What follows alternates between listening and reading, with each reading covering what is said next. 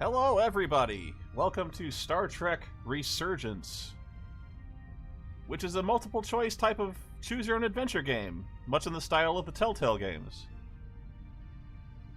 I've been desperately looking for any kind of Telltale-style game, and this is exactly what I wanted. At least I hope it is.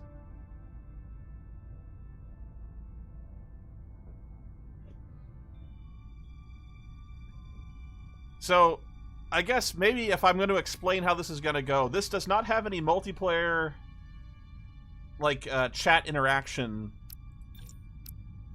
type of functionality, as I've seen in other Telltale games, so there's no way for you to interact with the game.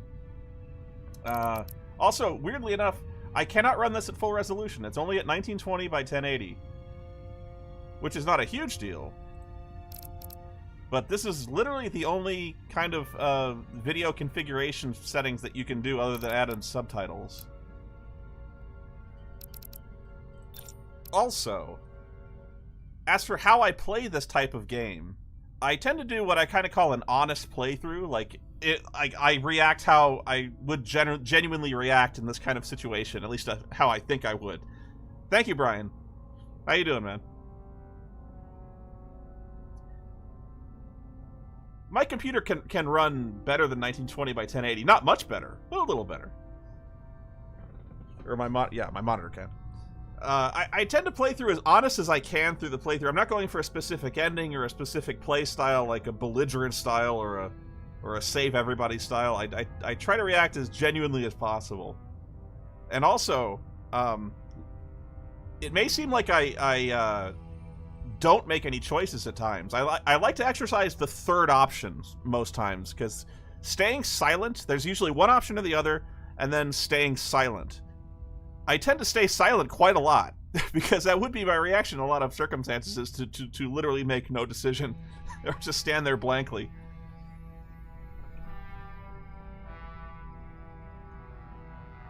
Yes, I try to be true to myself. But enough of my yakking. Let's experience the final frontier.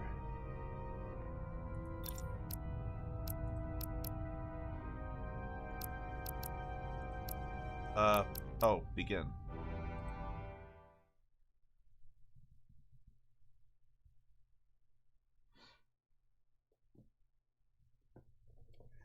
As I recall, somebody told me that this is set after Star Trek Nemesis, the movie.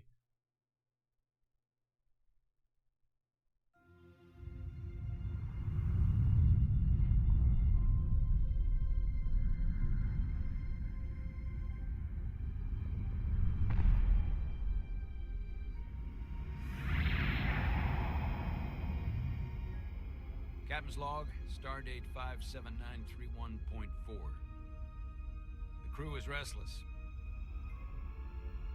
After spending too many months piecing our ship back together, we're finally about to venture out on a new mission.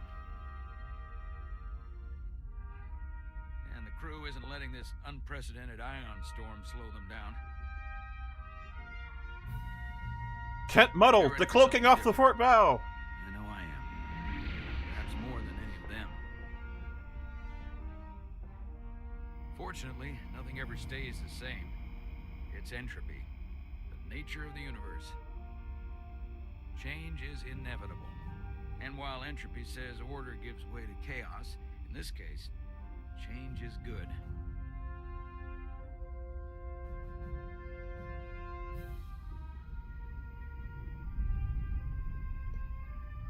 Our new first officer is en route to the Resolute. Jara Ryder. Trusty! I know she'll bring a welcome dose of new blood to the crew.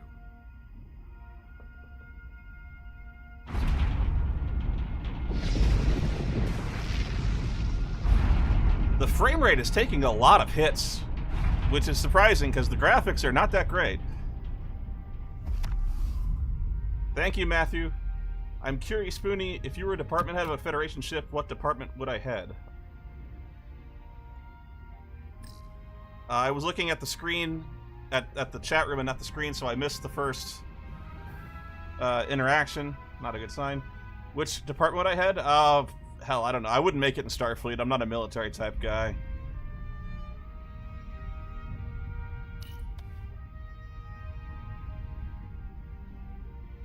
Thanks. No problem. I'm not great with flying. But these little shuttles are the worst. Stick around in Starfleet and you'll be sure to see worse than this. I have. And you're here to talk about it. In the flesh. That's good.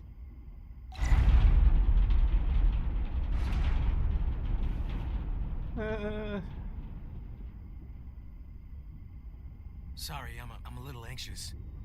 I hadn't noticed. I'm on my way to my first assignment. When we get to the starbase, I'm transferring on to the Resolute. So am I. It won't be easy for Chara to step in at the 11th hour like this. But if she's half the officer I The audio's am, kind of she'll quiet. become what she was I don't know if a it's cadet quiet at for you. Starfleet Academy. She'll be the XO this ship needs right now.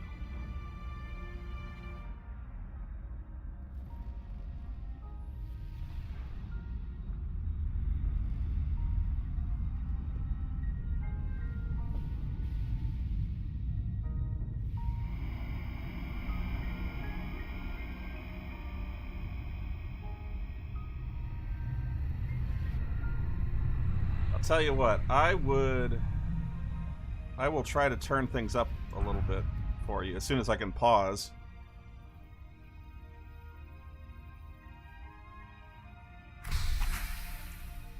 I cannot pause. Oh, there I go.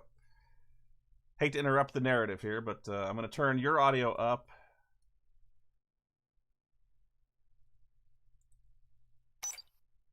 And everything is pinned to the right.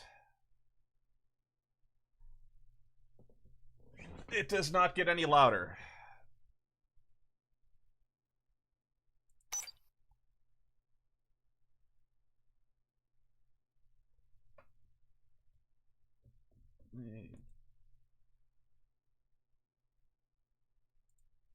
Stealth sequences. Uh-oh.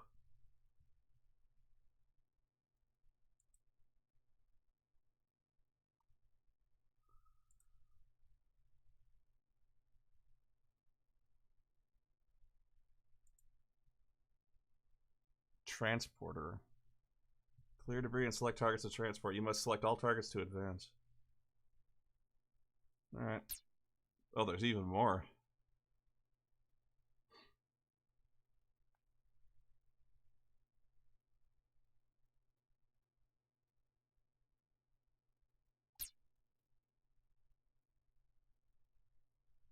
Oh boy.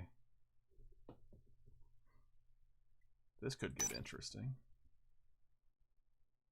Okay, so I was pushing the A button to select things, which was not the proper way to do things. Apparently the right trigger is how you directly interact with things. And fire phasers, which, again, could get awkward in a diplomatic situation.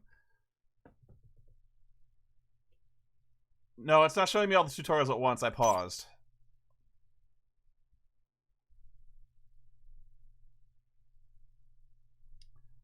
So let's see. If it's still too quiet, I'll see what I can do in my audio settings. It's pretty quiet.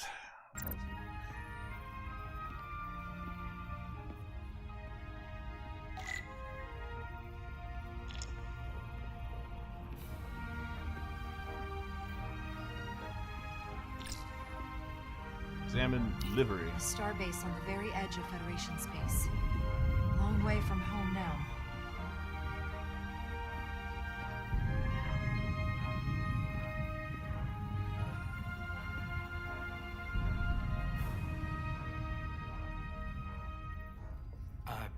Commander? I'm not usually such a nervous wreck, by the way. I actually did well at the Academy. Oh yeah? Maybe you've heard of the Torvalin test? Sounds familiar. It's a tactical simulator that makes the Kobayashi Maru look like a picnic on Pintaris 5. Anyway, I finished in the top 20. Not just in my class. I mean, all time in the history of the Academy. Really? That's quite impressive. Thank you. It was tough, but you know, I set my mind to it and it paid off. 20th is just the 19th loser. Please place your hand here. Hold it there for a few seconds. Okay.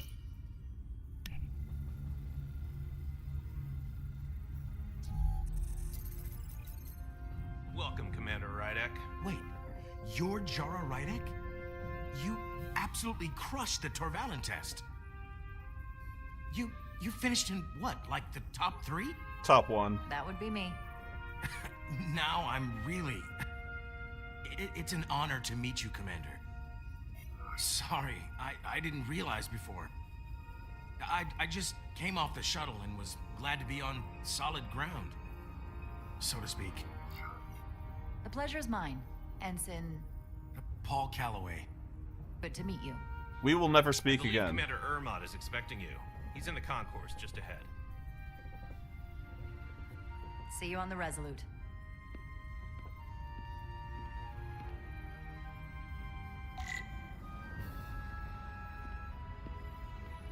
I could walk slower, but we've only got a few hours here. Good day, Commander. Hi.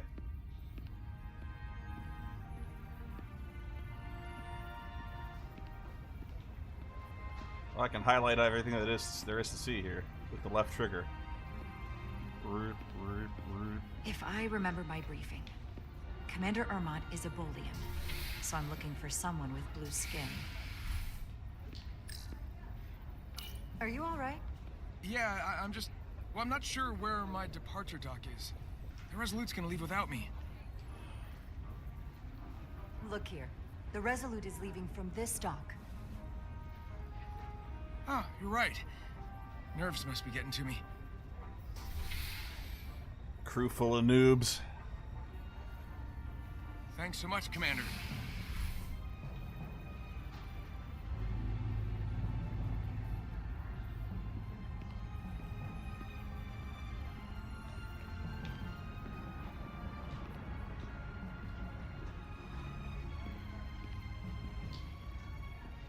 You see anyone with blue skin? Excuse me. Have you seen a Bolian around here? Yes, sir. Right back there, near the replicator. Ah, there he is. Thank you. Happy to help, Commander.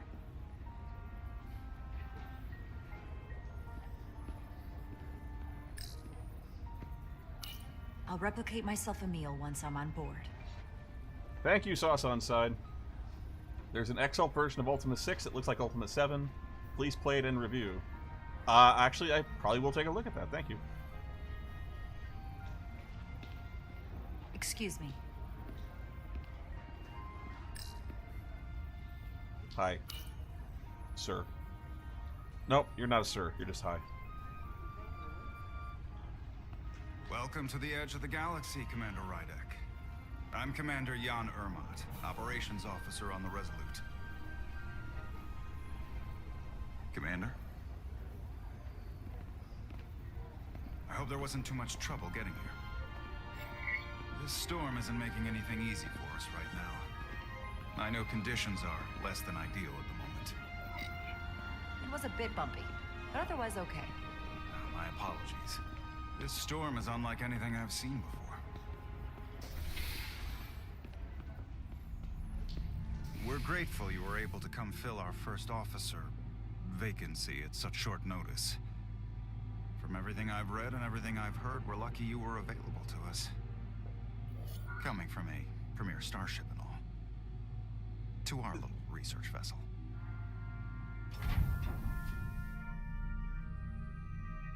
I have nothing to say to that. Oh, I have to say something.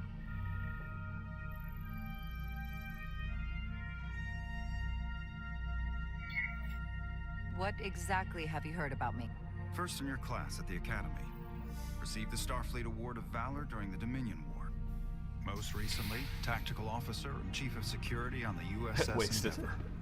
You've done your homework. Like I said, we're very lucky.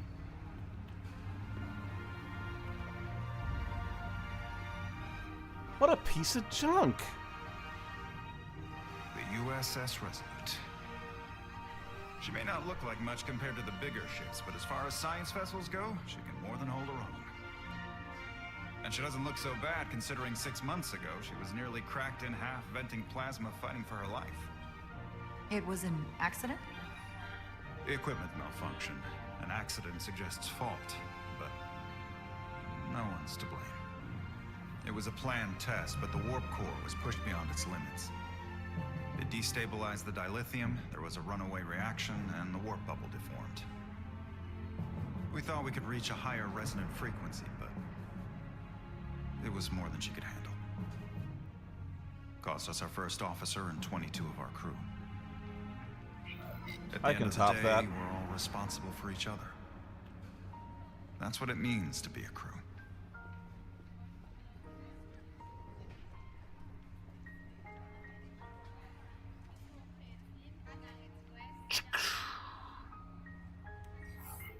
I can't even begin to imagine what that must have been like for you. I'm so sorry for your loss. Thank you. It does weigh heavy. There are some things you can't forget. It's been 6 months. What's the attitude among the crew now? Unsettled. But I hope that a new mission will help them move forward. If not, move on.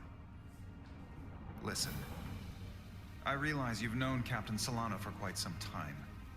And I'm sure you're ready to bring your best. But I should warn you that when the captain announced you would be the new first officer, there were those who felt it was a mistake, that he should have promoted from within. So you might want to tread lightly at first. Until they come to value your contributions as much as he does.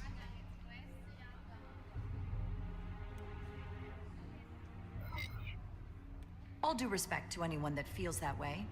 They're gonna have to get over it. I'm here, and I have a job to do, just like anyone else. That's true, but I wouldn't say it like that. Starfleet has assigned us a high-priority mission to the Hotari region. I'll let the captain brief you on board. Jara made a mixed first impression with Commander Urnot, coming off as rather abrasive yet inquisitive. That's me. I know he's eager to see you. Will we be mission ready in time? We have every intention. The crew has been working around the clock to get the ship ready. There's still so much to do.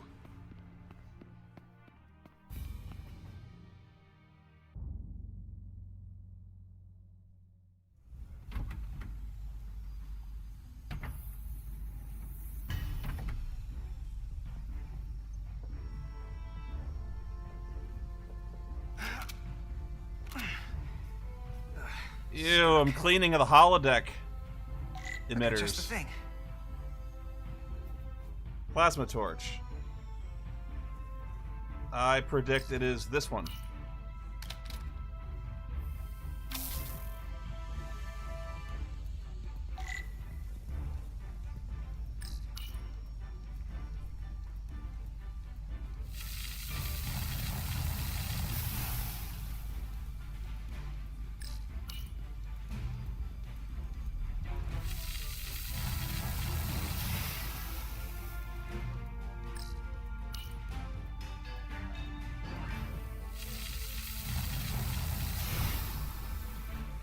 Spooge cleaned.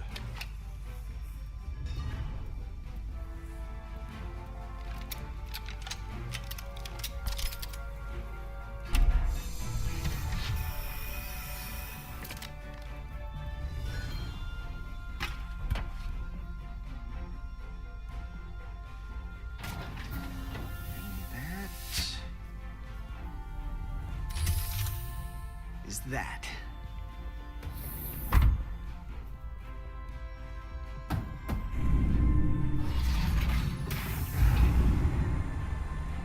It is the lower decks.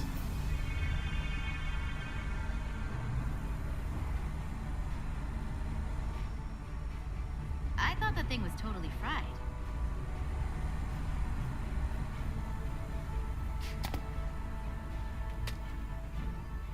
Nice work, Carter. Nothing to it, Neely. And not a moment too soon. The boss wants us down in engineering. Like, now. Oh boy, the life of a non-com.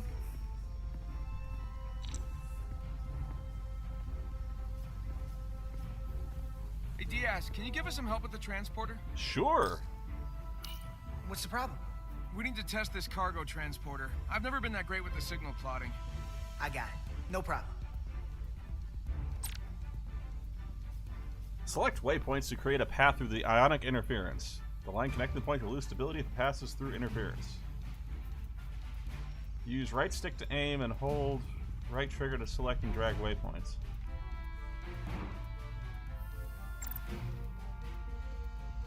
Come on!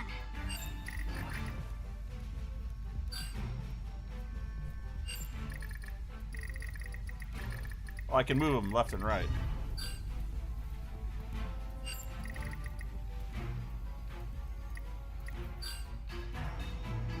Carter Diaz! No sweat. Whoa, hey, buddy, get off the pad! Oh God!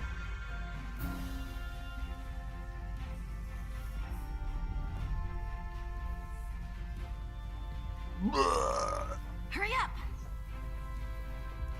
Don't tell Chovak. Not a word. I just beamed that guy into deep space.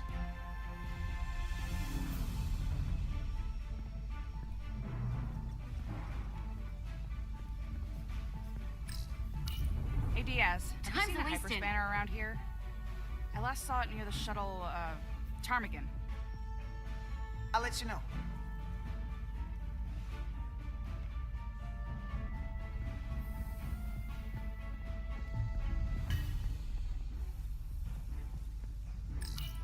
Found Not it where that right away. goes. Maybe we can figure out where you're supposed to be. I really don't know where that one guy was beamed to, because now I'm really kind of nervous about this. Oh, hey, there it is. You're a lifesaver, Diaz. Well, I don't know about that, but I try.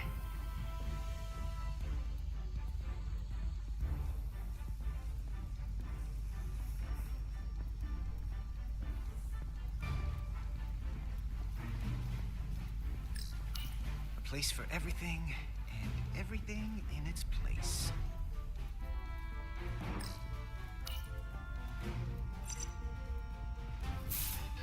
Oh, Someone gonna fix that? even in the future, nothing works.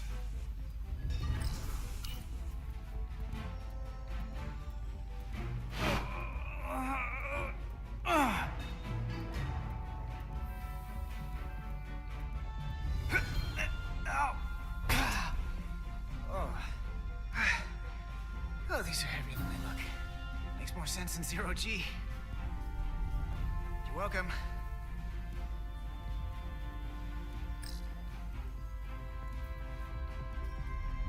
Oh man, look at the graphical tearing. I don't know if you can see that, but... I don't know if there's tearing for you, but there's a lot for me.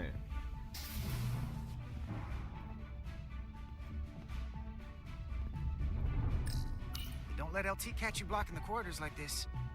We'll clear it up once we finish the delicate work. Good looking out, though. Good to see her fully operational again. And if she breaks, we'll just fix her.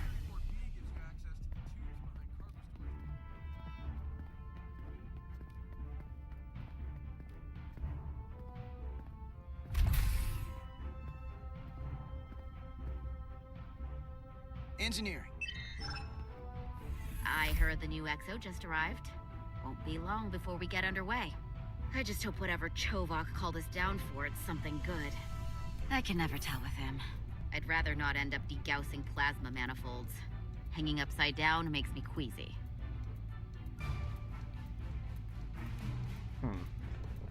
This is very Untelltale-like. Usually you can remain silent through any dialogue option.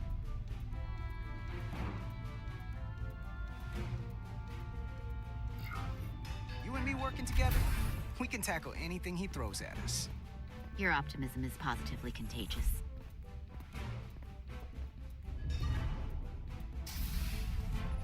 I just don't say much in social situations. That's why I'm not eager to say much of Looks like we anything. got here before. Lieutenant Commander Chovak. We were just looking for you, Commander. Petty Officers Edsalar, Diaz. I was beginning to think you would be late. We are all hands on deck right now, which means if you are not at your post at the appointed time, I do not have someone to replace you. A point I have been forced to make to Petty Officer Edsalar on repeated occasions. Well, Commander Chovak, isn't it true that if we were almost late, it categorically means that we were not late? Logic. That is correct, Mr. Diaz. I mean, if anything, Edsalar and I are following the schedule to the letter. Yes, perhaps I should adjust the schedule accordingly. So, I don't suppose you wanted us down here to check in before we go off duty? Equip yourselves in EV suits to work on the exterior of the hull. I need you to tune the structural integrity field for optimal performance. The subspace distortions and ionic interference we are experiencing are preventing the proper calibration. But this ship must be ready to depart shortly, despite the storm. The precise nature of these disturbances are not fully understood. But many systems have been affected by the wide band of emissive activity. Sir, yes, sir. Whatever it throws at us, we'll be ready. We've got the best chief engineer in the fleet. I am a Vulcan, Mr. Diaz. Flattery is not necessary. All that I require is that you do your job. Right now, that entails critical preparations, because long-range sensors show that these disturbances will be more severe at our destination, the Hotari system. You have your orders. Do not delay. Yes, Roger Commander that. Chovak. All hands on deck.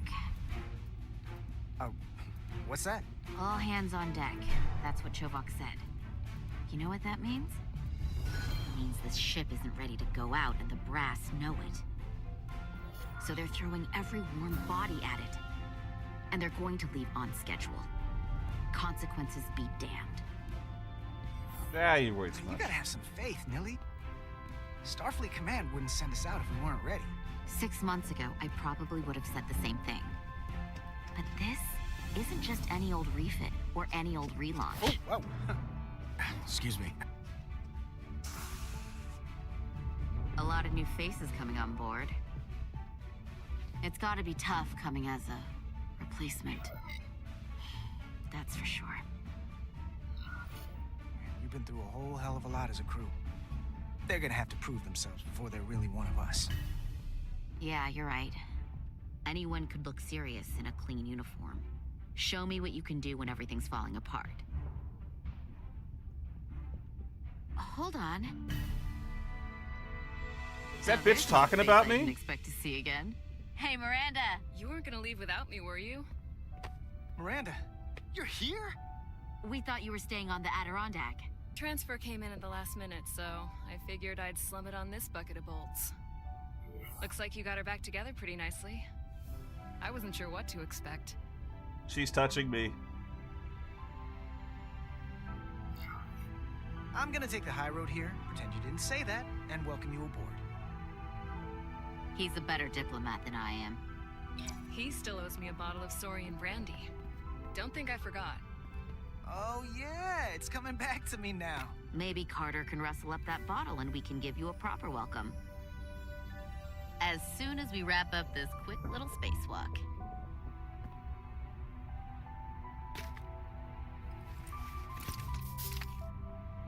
Here, let me help you. Thanks. So what's the word? Are you back in the security rotation? Yep. Still running with the usual suspects. Whoa. Good to go.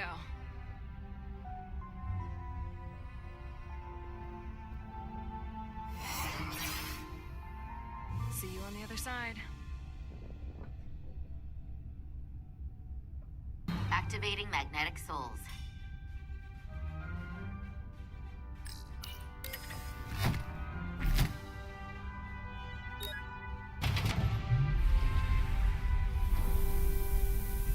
It's good all these buttons are unlabeled.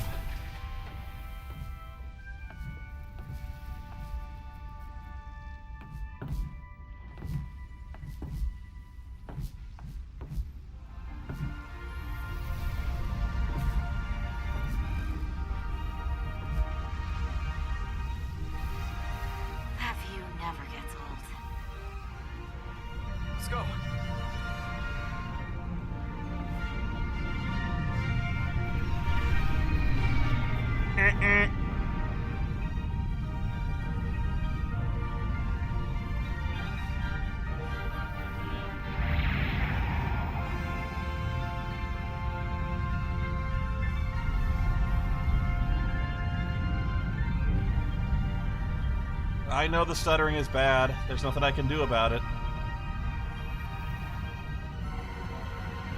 Like I said, I've got a pretty good system, or at least I think I do, and for some reason, Captain there's a lot of tearing and hitching. Momentarily.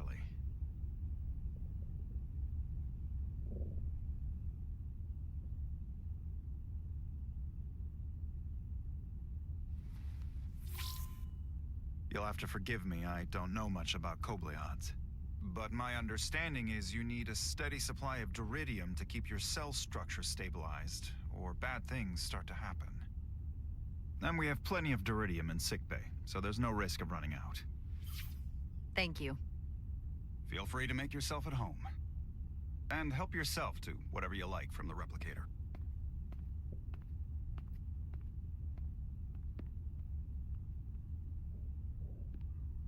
Just whatever you do, don't order tea Earl Grey hot.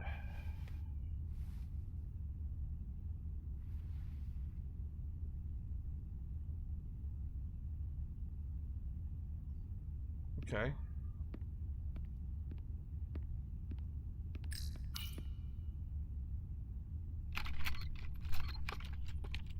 Can't wait to plot a course myself. Just a sip of something. Ractagino. Ugh, I hate coffee. Decisions, decisions. Tea.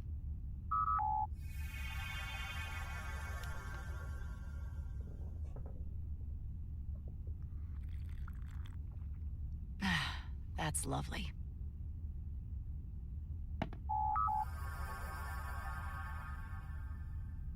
Replicators don't make that sound, but okay. Jara Rydek. Last time I saw you, it was graduation from the academy. You'd already secured one of the most prestigious assignments possible. And you were burning with enough ambition to fuel 7 trips around the Necrid Expanse. It's good to see you again, Captain. I could not be happier to have you on the Resolute. The only regret is that we couldn't provide you with a warmer welcome. The arrival of a first officer to her new ship deserves a bit of fanfare. But, unfortunately, we've had our hands full with the refit. You can spare me the pomp and circumstance. There's plenty of work to be done without all that. You always had a work ethic like nothing I'd ever seen.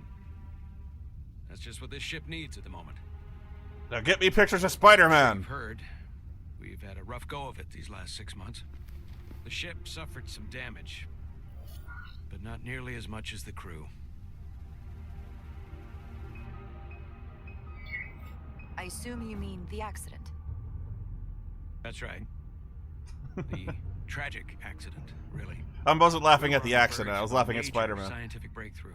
A quantum leap forward in warp core technology. 10,000 teradynes per second. The ability to travel at a sustained rate of speed longer and faster than we ever dreamed.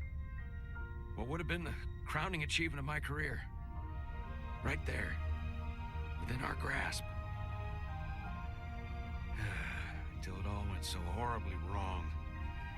We pushed her too hard, and a warp core malfunction overloaded the system, creating a pressure gradient way beyond what the ship can handle.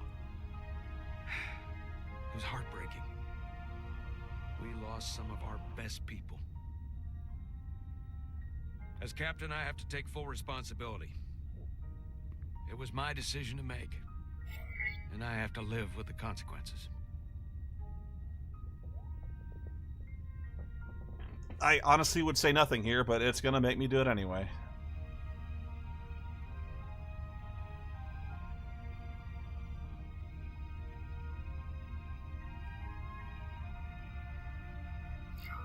You have to look to the future. You can't dwell on the past, on things you can't change. There's nothing that can be done about it now. In my defense, I will say I might have avoided the whole ordeal if my senior staff had been willing to trust me. Uh-huh. There was a lot of pushback from my former XO, and I think that cost me his confidence. I don't want you to pull any punches. Certainly not on my account. But once we decide on a course of action, I need everyone to fully commit to the mission. Anything short of that just won't work.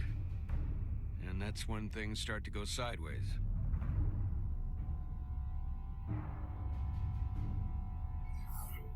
And what happens if they don't? There's a chain of command for a reason. We all have our orders. That's true. Everyone on this ship should know that. Sometimes the occasional reminder doesn't hurt. I want Look, beatings, regular I'll be beatings. We can't afford another mistake. Or at least I can't.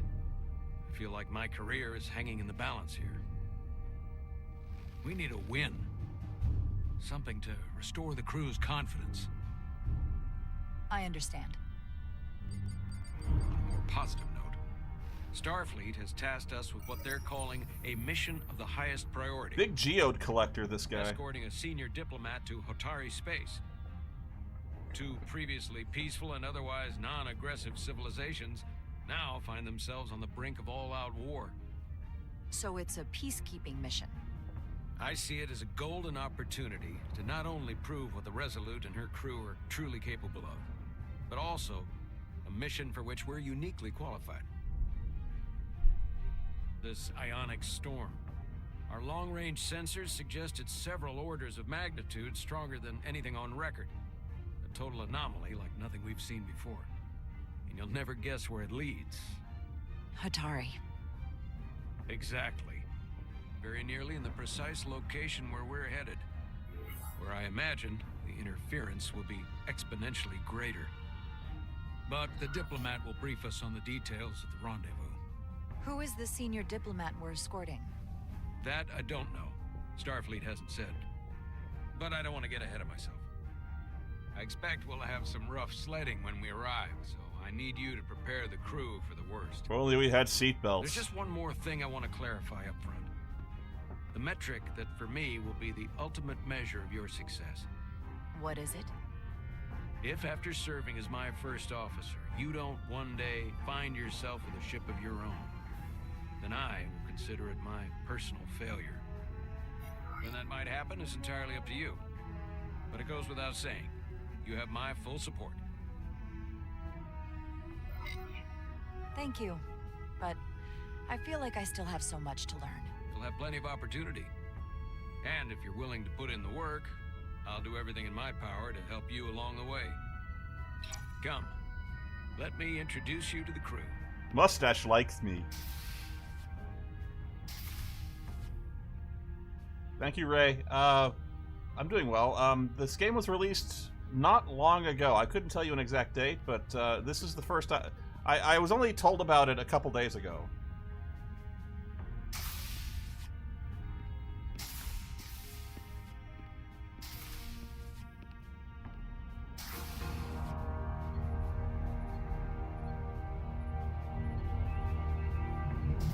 May 23rd.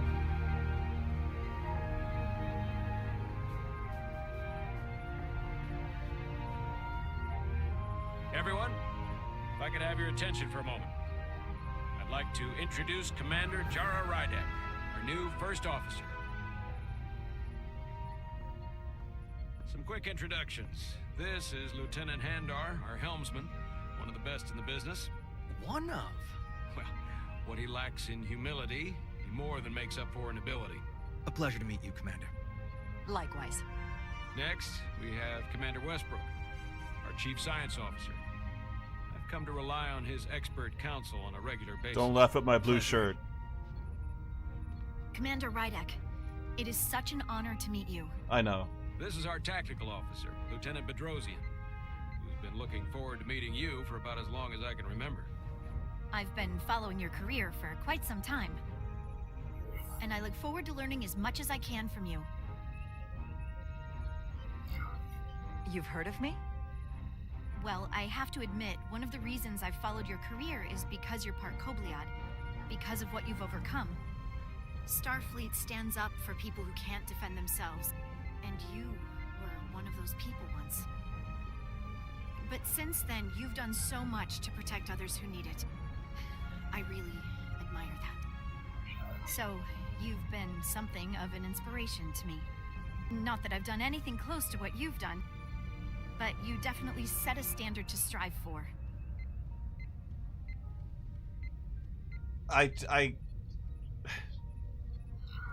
That's very kind. I don't know what to say. That's incredibly flattering. Thank you. I hope someday I can follow in your footsteps. I'm sure you will. And then, of course, you've already met Commander Ermont. Please do everything Pleased you to meet can Blue. to make Commander You. Rydek feel at home here. I'll be on the starbase. Have an urgent meeting with the starbase commander to get our authorization to get underway. If they drag their feet any longer, we won't make our rendezvous. The bridge is yours.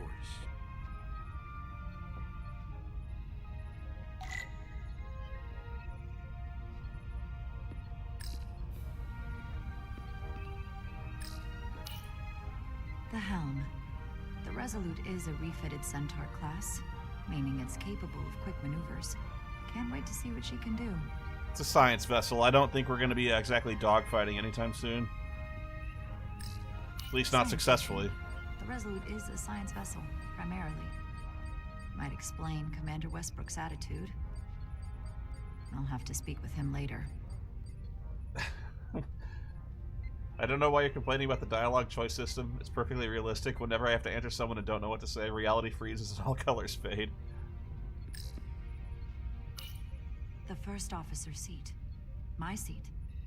Right now, though, I need to fill in for Captain Solano.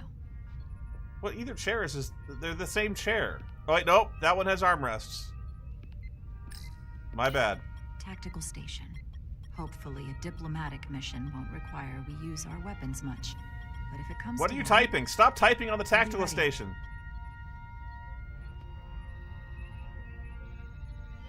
Honestly, if you're typing on the tactical station, something must be wrong. Communications. Keeps us in contact internally and with other vessels.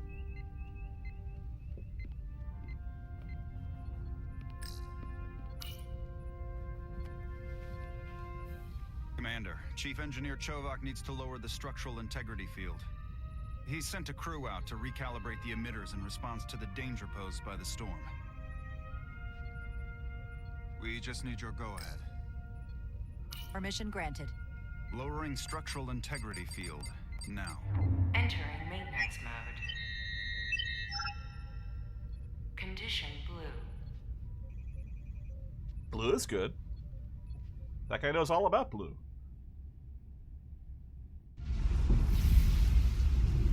The storm is getting worse. Looks like they turned off the SIF. Great. Let's get to that emitter.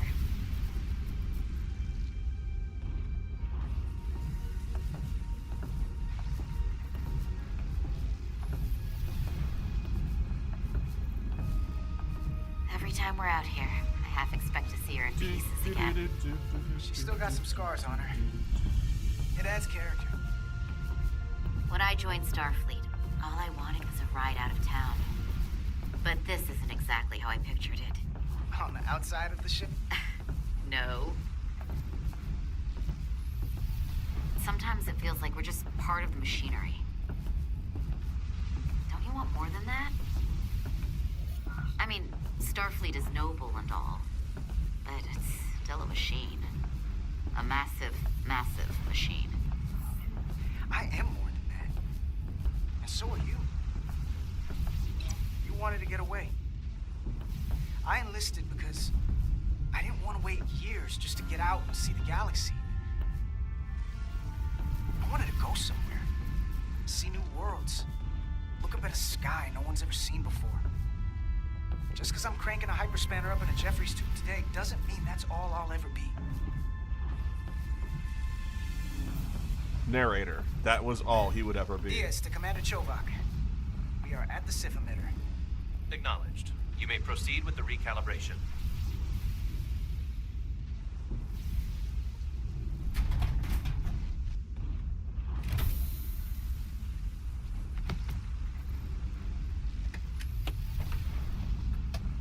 Such fine controls.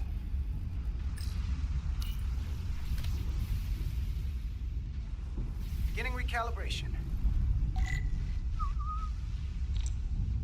Tune nodes to center the circular indicators.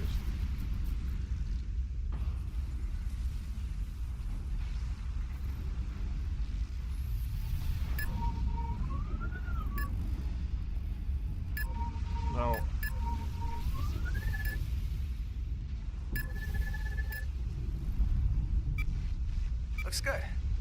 That wasn't so hard.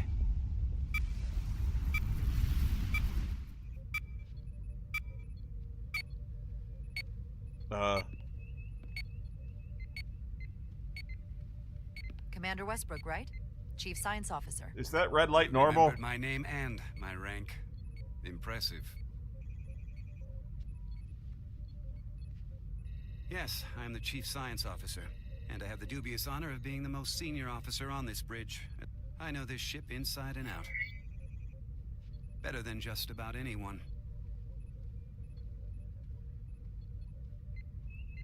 I really would have nothing to say to that. Ah! Give me a break with this. You seem to think very highly of yourself.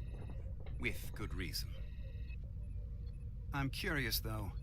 A Kobliad, or half in your case, is an odd choice for first officer, given your vulnerable condition. Eyebrow. But if, as an example, we found ourselves in a hostile situation, and you were suddenly incapacitated because you needed an infusion, what would happen then? My green ring of power drops to punch this man. Leave Captain Solano without an XO. Granted, that would be a worst-case scenario, but not outside the realm of possibility. In my entire career, it's never been an issue, or caused the slightest problem. And I don't expect this to be any different. I was just curious, that's all. Listen, can I be blunt, Commander? I see no reason to stop now. Commander Sutherland, your predecessor, was one of the best first officers in all of Starfleet. His record was impeccable and his reputation was without equal. I mean no disrespect, but the shoes you're stepping into are almost impossible to fill. He was loved by the crew. And he was one of my closest friends. So I can only hope that you'll live up to expectations. Are we gonna have Mr. a problem? Westbrook, if you have some kind of problem with me, and you just met me so it has nothing to do with me, you're gonna have to figure out how to get over it. Because I'm here, and I'm not going anywhere. Do you read me? Loud and clear. I'll stick to science. That is what this ship is for. Very well. Seeing as Captain Solano is on the starbase, let me give I you just an told update him to on know this his iron role. storm we're flying into. It's unusual, unlike anything I've ever seen. At the moment, I can't tell you if the Resolute will shrug it off or if we're putting ourselves at risk. However, if we learn more about its patterns, its nature, we can come up with a scientific countermeasure. Just a moment. What'd you do?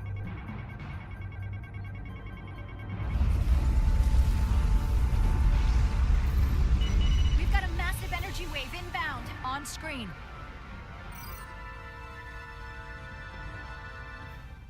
Tracing its trajectory. Starbase docking clamps are holding. The storm's emissions are fluctuating, coming in waves. And if my projections are right, we're about to get hit by a wide-band burst of ionic energy, like a tsunami. I'm reading power abnormalities all over the ship. Estimated time. Red alert. Aye.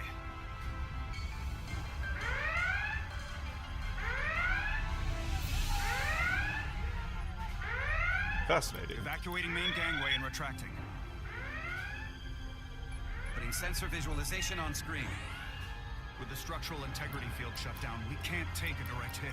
Time to impact. 1 minute. Shield systems are severely impacted. We have limited protection. I need every available solution. What are our options? We can weaken the impact of the storm with a deflector pulse. There's a better way. I'm sending all auxiliary power to the deflector dish. Send the aux power to the shields. We can't reactivate the entire shield bubble, but it's a directional threat. So we can orient all we have towards the wave. I have to hate that. believe me. I hate that We plan. only get one shot at this. We can't afford to get it wrong. That's right, which is why we need to send power to our shields. Commander Westbrook, use the deflector dish. Already working on it. Optimal timing displayed. It's going to be tight. Good. Send the pulse on my command. Now. We got it! This is it! All hands, brace for impact.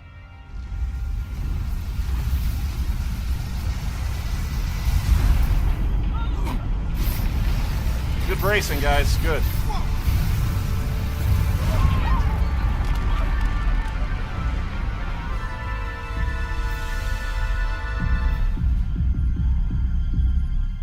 What happened? We have experienced a surge of radiation. That can't be You don't good. say. This radiation supercharged the plasma, forcing it to backflush through the system and creating a dangerous imbalance. That can blow out every primary system on the ship. Just tell us where you need us.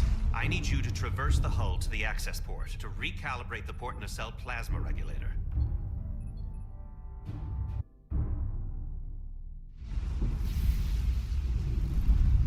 That's all the way over there. We've reached the first access point. Understood. Do you see the override for the level 1 failsafe circuits?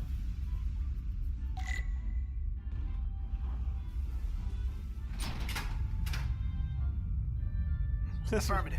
Kind of Engage jaunty the music. override. It should allow us to stop the EPS flow to the warp engine without triggering an automatic core shutdown.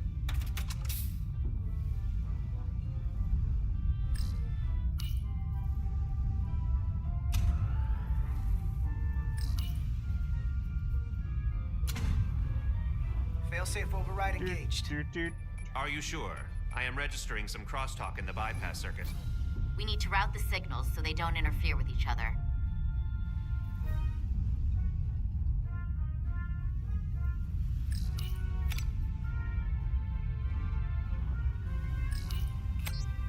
Put that there. Transfer this to this. Diaz to Resolute. The failsafes are temporarily disabled. Moving on to the EPS regulator. Heads up, Carter. What is that? One of the discharges A green collapsed. whirly thing in space. It's coming right toward us. I'm gonna try to disrupt it with my phaser.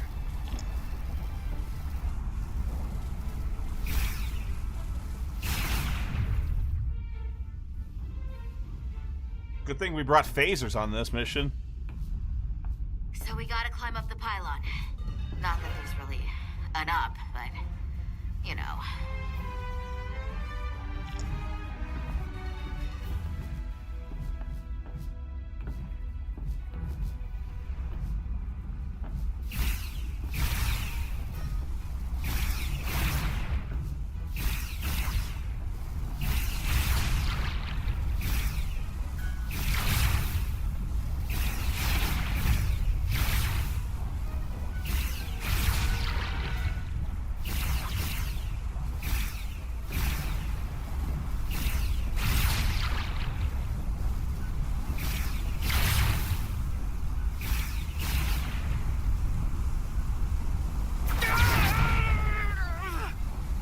Are you alright? Yeah. Took most of it. Just snuck up on me. That damaged your suit. Energy damping is down to 60%. We're almost to the regulator.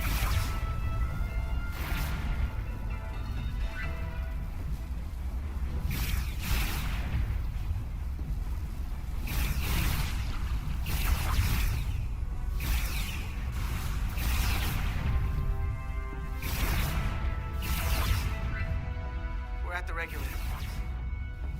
Opening the access panel. I am now halting the EPS flow to the port nacelle. We have little time before it causes an overload in the engine. You must work efficiently.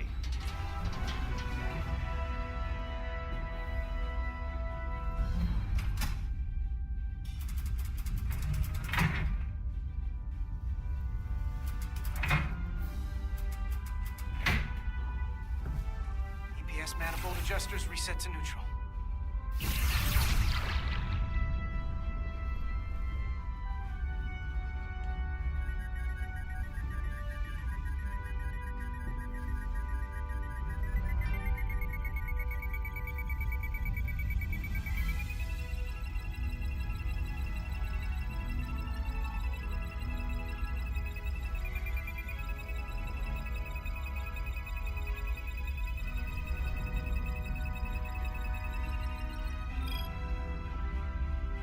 EPS lines to the port warp engine are back in balance. Almost done. Once I cycle the manifold nozzles, Chovak can...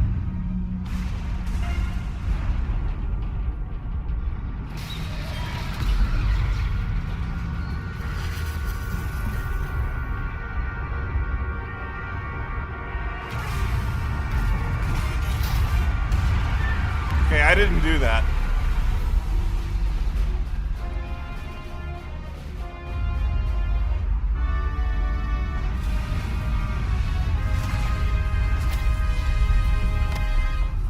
Get down! Diaz to bridge. We just lost the docking clamp. We've got a lot of debris coming down. All vibrations, too. We can't finish the EPS regulation in these conditions. Please advise. We have to release the ship from that other docking clamp or the hull will be ripped apart. There's a problem. The clamps are supposed to disengage automatically in an emergency, but it's not working. Not working. What are our options? The docking clamps are fitted with exploding bolts for an emergency release. We've got crew out there. That'd be like setting off a bomb next to them. Do it. Maybe there's another way. Starbase is hailing us. Put him through. Resolute, the remaining mooring arm is failing. You need to disengage from the starbase now. The damage to the station will be catastrophic. The docking clamp isn't functioning. We're exploring our The options. option is to detonate the emergency release. Commander, hear me out. Reverse the polarity of the hull, which theoretically will repel the docking clamps. And repel the engineering crew right off the hull into the storm. This is Captain Solano. Put me on screen. Go ahead. Captain, we have a situation. Commander, what are you doing? Blow the bolts on the docking clamp. The captain doesn't know the whole story. I'm giving you an order. Chara? Captain, you brought me here because you trusted me. Can you trust me now? You better be sure you make the right decision. The captain made himself quite clear. They're gonna get hammered with debris out there. Reverse the polarity. There is protocol. And there are lives. Starbase, stand by. We're gonna flip hull polarity to disengage the clamps. Yes, Commander. Oh, the captain don't like it.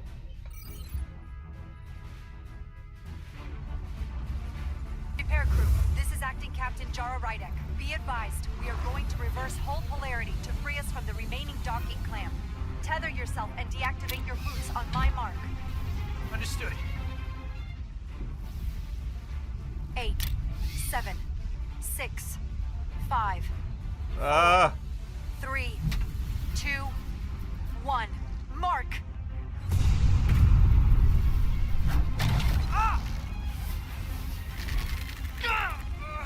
It's attached right to my groin. Why? Grab my hand. I got you.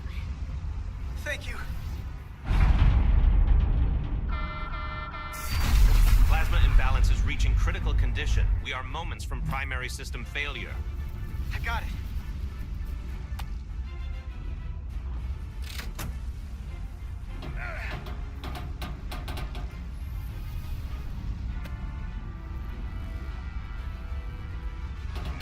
This thing needs oil.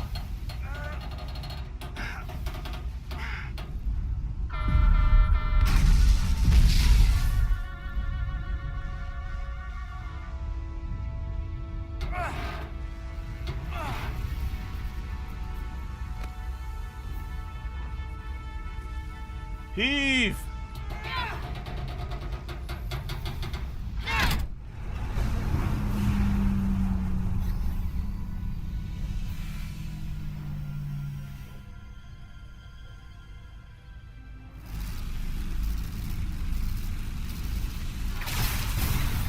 Look out!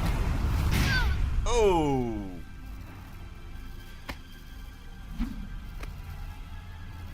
I got you.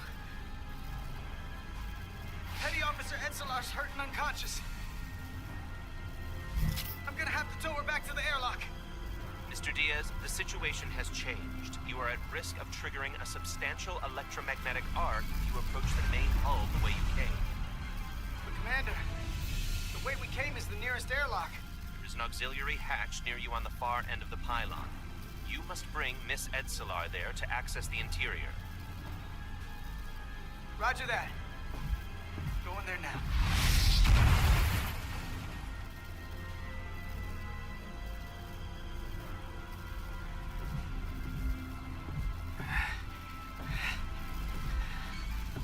I'm at the auxiliary hatch.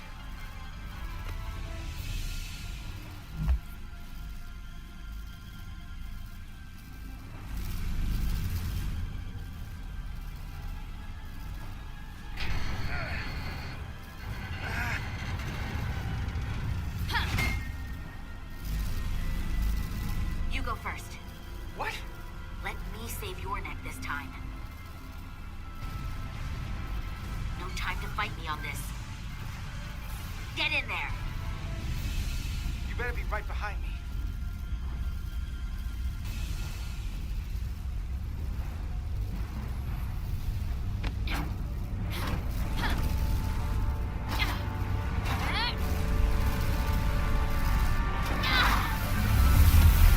And she's dead.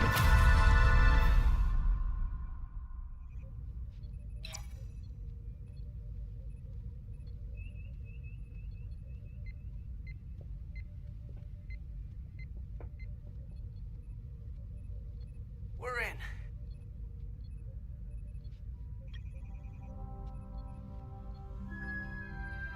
They're safe. Bringing the SIF fully online. Do it.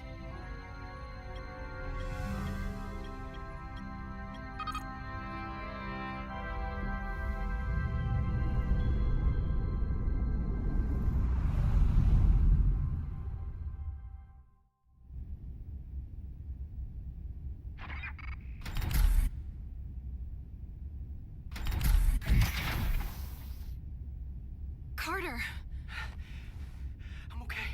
I'm okay. But it's a lot. Mandalore, hey, how you doing? The writing. It's hard to say because I'm still pretty early in the game. It's hard to tell whether or not, as with any Telltale game, or any Telltale style type game, it all comes down to, do your choices really have meaningful consequences? A lot of people judge it like that anyway. And it's still too early to tell. I'm still in the very, very early phases of that. I've already managed to alienate the captain completely. But everyone else seems to kind of like me. But I'm not endearing myself to command. Which seems about right for me. Here, let me help you.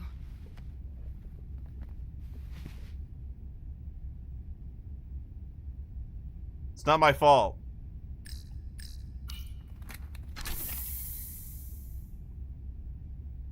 Medical. We've got one wounded at my location.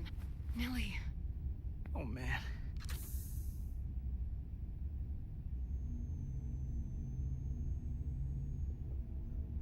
I just didn't want to argue with her.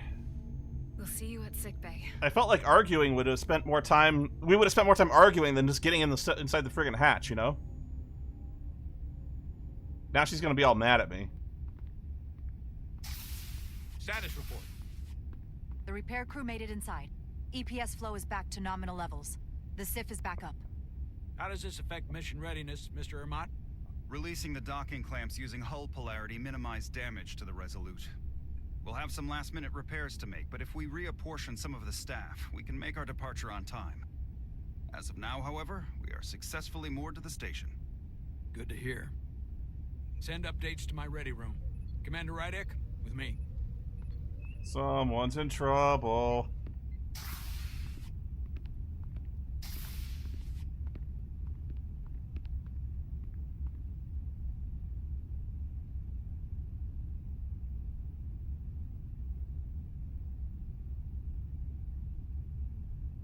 You disobeyed my orders. Well? Respectfully, Captain, I made the right choice given the You information I had. disobeyed my orders!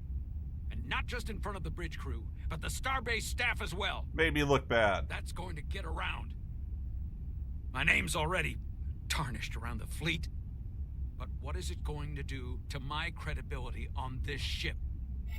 From the top to the bottom. Bridge to lower decks.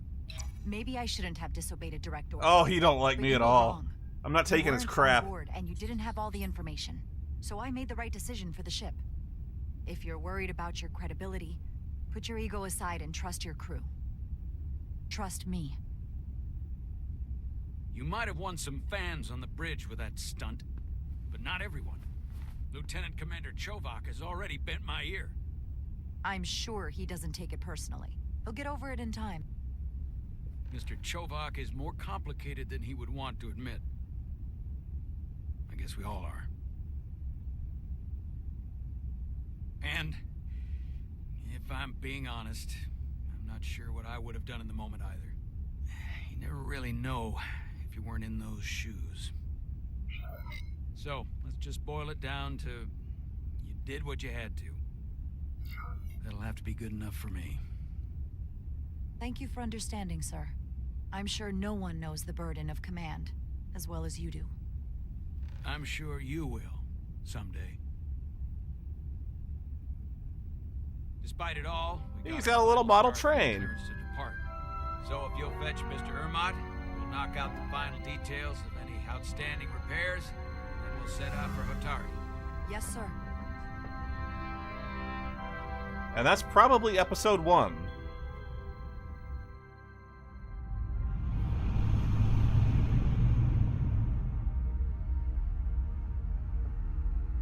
Oh, we're not done yet.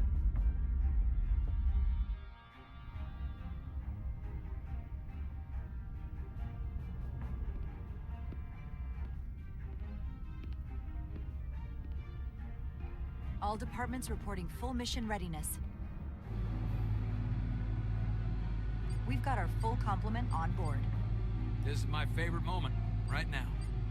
The start of a new mission is always full of possibility. Shut up! The Orion Syndicate could sell it as a drug. Don't let the Admiralty hear you say that.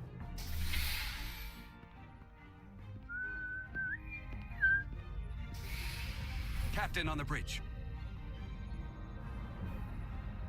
Sit. Sit, everyone. Good boy. You all know, I'm not big on speeches. We're embarking on the first mission since our refit. Let's make it a good one. Disengage docking clamps.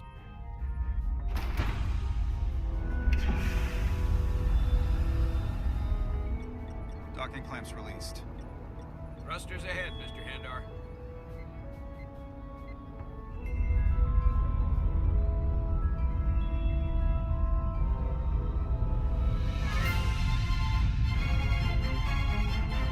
Dramatic theme music of getting out of the docking station.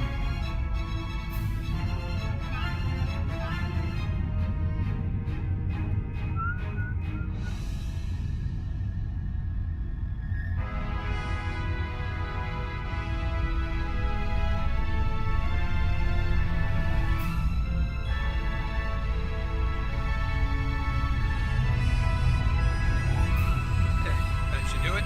Set a course for the Hotari system. Prepare to go to Warp 8. Aye, Captain.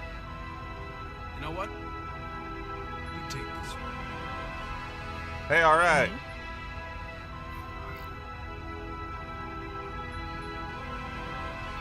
Do it. Helm, do it. Do it.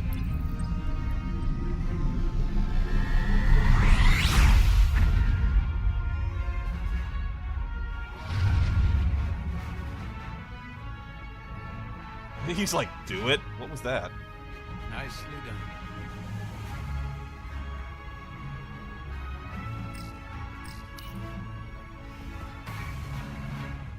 Whoa. Careful. Thank you. I'm fine. Really, I... Need my medicine. You don't look fine.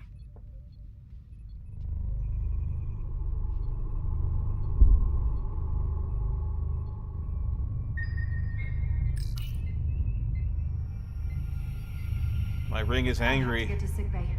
Go.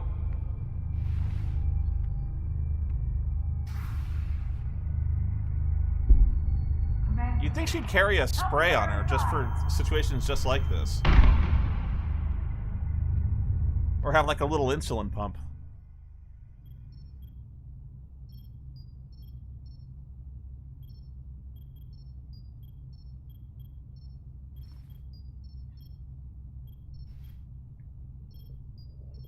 Yeah, like an EpiPen. Well, that was quite a scare. A few minutes more and it would have been one of the shortest tenures on record for a first officer. Is that the engineer that was out on the hull? That storm did a real number on her, but she'll live.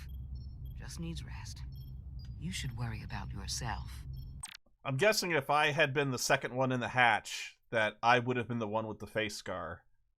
I think that's the lasting consequence of that particular choice.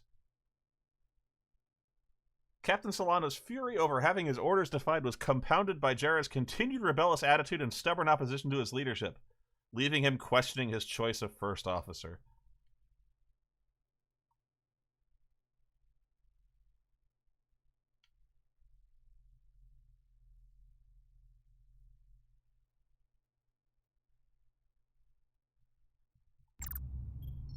Your Duridium levels got dangerously low and destabilized your cell structure. This is definitely one of the more memorable first days I can think of.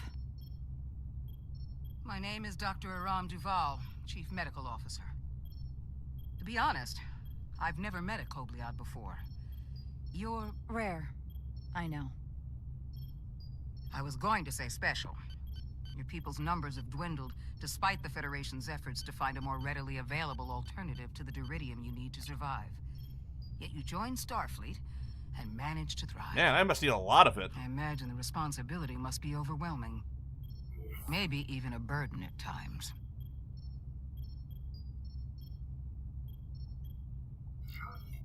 I know what it means. And I know the responsibility that comes with it. But I can't be anything more than who I am.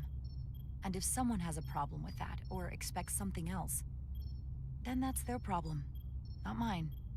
That's exactly right. And don't worry, I won't treat you like a science experiment. Duridium's bright purple, the experiments to fruity Solano. flavored. You don't agree with his methods? I don't agree with his definition of acceptable risks. Not when the lives of your crew are at stake. My professional opinion is that the accident took a toll. More than he's willing to admit. He's overstressed, operating in the pressure cooker of his own mind. Which is never a good headspace when the lives of your crew are at stake. What concerns me is that now he's even further away from the thing he's been chasing his entire career. Breakthrough discovery. The major innovation. Something he can put his name on. The more the time passes and the further out of reach it gets, the more risk he'll be willing to take. People become blinded by their own ambition. This is another circumstance where I would stay quiet. Let's see if I can. Nope. I hear you. But that's my job, isn't it? To make sure that doesn't happen. And we don't lose sight of the bigger picture. Which is exactly why I'm so glad you're here. We need you now more than ever. And I have to give you credit for what happened on the bridge. It took guts to defy a direct order. Huh. I guess word travels fast around here. It's a small ship, and everyone's curious about the new XO. Fortunately, your cell structure is almost completely stabilized. And I'll spare us both the lecture, but I do feel it's my responsibility to remind you, without regular infusions of Duridium, you will not live. It's as simple as that. Understood. Yeah. My work here is done.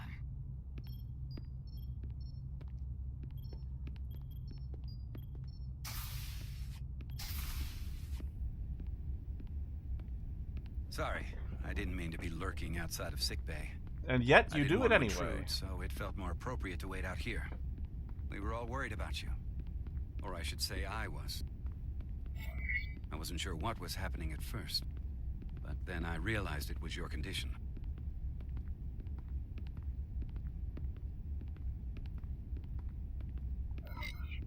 I don't want anyone to worry about me. I'm gonna be just fine. This is part of who I am, but I've never let it define me.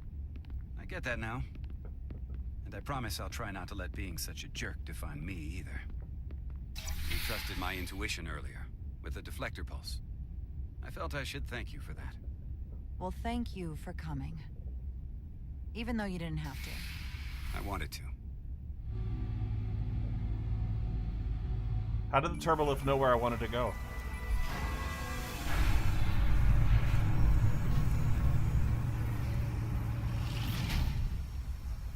Complete the diagnostic sequence, and this shuttle will be cleared for service.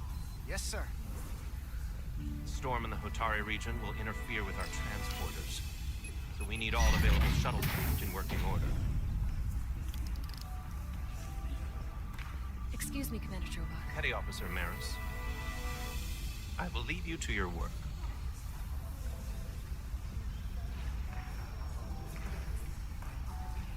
stopped by sickbay and saw Nilly. Is she mad? No. Actually, there is an option. Is she mad? Did she say anything about... Is she mad at me for going in the hatch first? She had some choice words. She told me to! I tried to smooth things over, but I think you're gonna have to make things right with her yourself. Dr. Duvall said she'll be back on duty soon, though. Is it one of those woman things where they say to do a thing, and then if you do the thing, you're the jerk?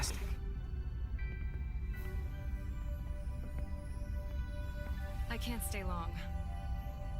I've got a long to-do list before we get to Hotari, and things are piling on faster than I can check them off. This is why I'm no good with women. We're making all our last-minute checks in security, too. Tactical and security are short-staffed. We'll just have to take things as they come.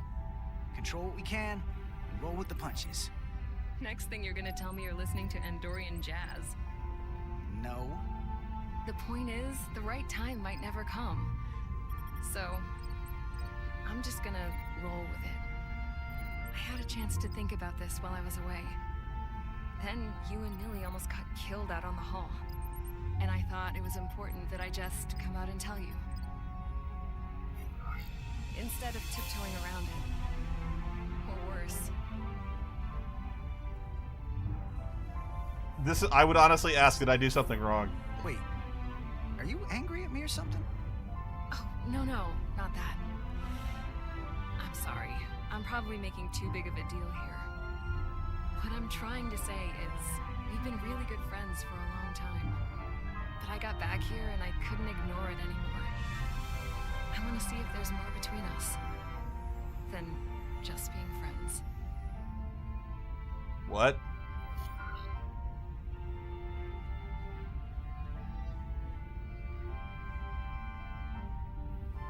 I'm just gonna let things get nice and awkward. Carter? Sorry, I stopped listening. You don't have to explain it. I feel the same way. There is something between us. So, do you want to find out what that something is? If it's there for you, and it's there for me, why not give it a try? Are you kidding me? I just said yes. I wanted to be sure I heard that right. These are uncharted territories. I'd call it a chemistry experiment. And Chovak is right behind me. You know, with us. I'm just really glad that you said something.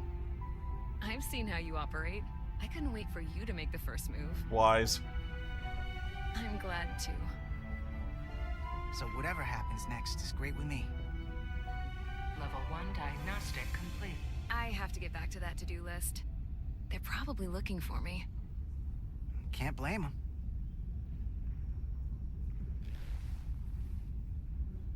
Oh yeah, the Trill Girl is gonna be mad at me. I'll be seeing you.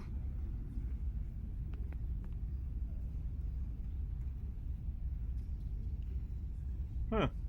Well, that happened.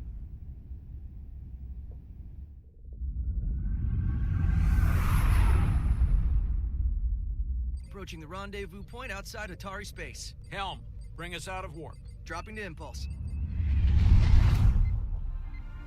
Ionic interference surging, Captain. Oh. Shield integrity holding. We can take it. We are at the correct coordinates to meet the shuttle. Commander Rydek, find us our diplomat, if you will. Aye, Captain. Let's reduce the noise. Filter out environmental signals. I can manually tune what's left for Federation signal types.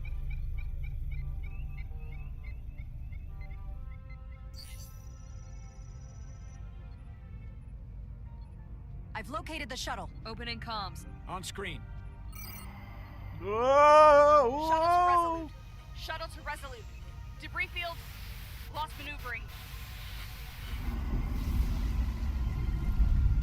Losing. I can't get it any clearer. We won't get a transporter lock. It's just not happening. Power up the tractor beam. We'll pull them directly into the docking bay.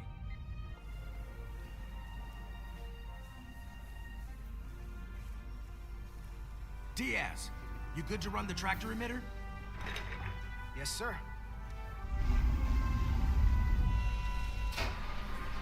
Come on, Diaz.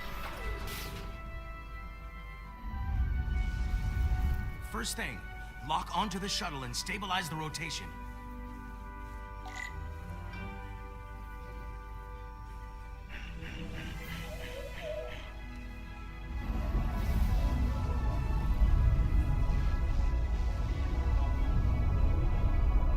Look out for the rock. We're pulling in debris. I'm on it.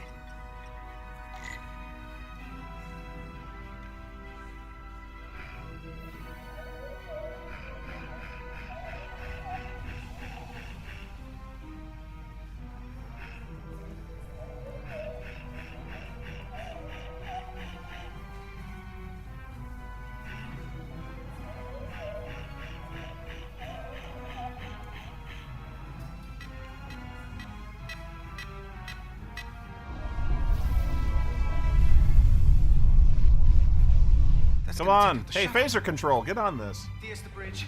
There's a large piece of debris headed for the shuttle. The tractor beam can't handle it. Can our shields take it? I believe so. Commander Ryder, plot an intercept course. On it.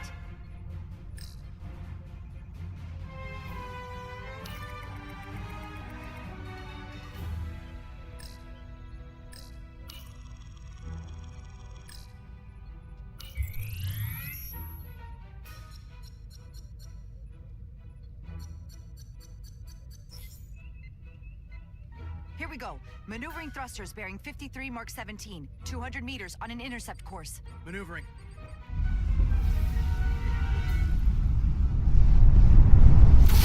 Lock photon torpedoes. Full spread, maximum yield.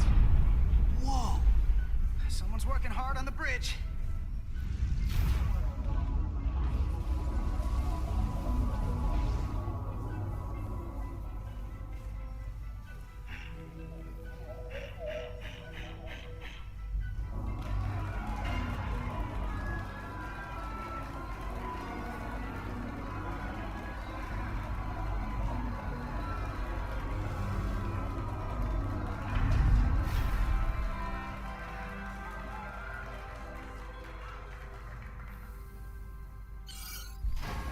Ta-da! Shuttlecraft on board. Good job. We're on our way down to meet them.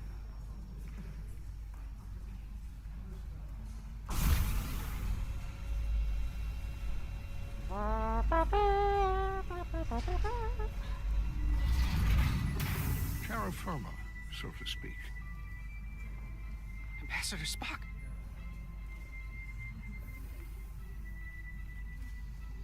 Can I have your autograph? The captain will be right down to meet you, sir. In that case, I will wait for him here.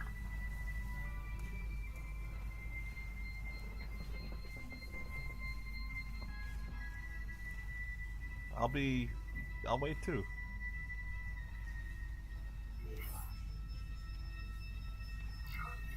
Well, let me be the first to say, welcome to the Resolute, Ambassador. Thank you, Petty Officer... Carter? Carter Diaz. Sir. I am pleased to meet you, Petty Officer Carter Diaz. It appears I have you to thank for my safe arrival. Your assistance arrived not a moment too soon, if I may say so. All in a day's work, Ambassador. This is what I'm here for. Quite dutifully. We thought we were prepared for our arrival. Spock likes me. But it is evident my craft was not sufficiently robust for such intense ionic activity. The storm has been pretty intense. There was an element that was most unusual. Before you came to our aid, our maneuvering thrusters and impulse engines were rendered inoperable. So we attempted a short traversal at warp speed, only to find that we could not achieve warp at all, even though our diagnostics computer showed no faults or anomalies. What do you make of that? when all indications say that warp speed is possible. But in practice, we find it is not. Well, this storm is one of the strangest phenomena we've ever encountered. It's disrupted other systems. Who knows what it might do to a warp drive? Yes, it would seem further investigation is called for. Take readings, run some additional diagnostic checks, and we'll get to the bottom of this. Quite logical, Petty Officer Diaz. Thank you. Ambassador Spock, Excuse me. I'm honored to have you aboard. I'd like to get right to it. We're already behind.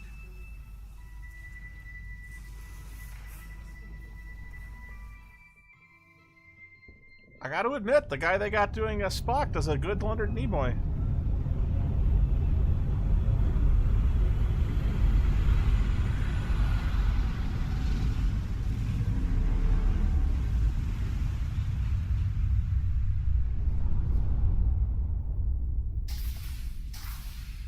Piotr Michael? Ambassador Spock, my senior staff.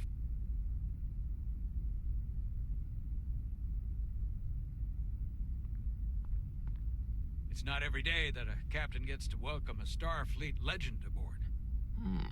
You flatter me, Captain Solano.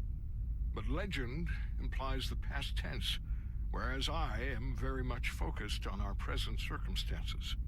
I didn't mean to suggest you were stuck in the past. Oh God, he hates me. You're right, Ambassador. Not the most diplomatic choice of words. Let him drown. Let him drown.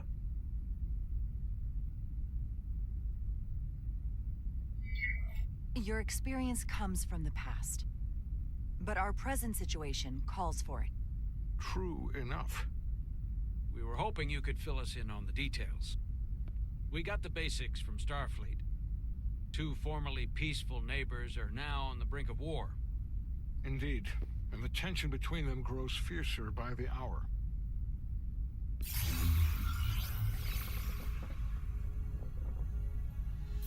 Lydia and Hotari.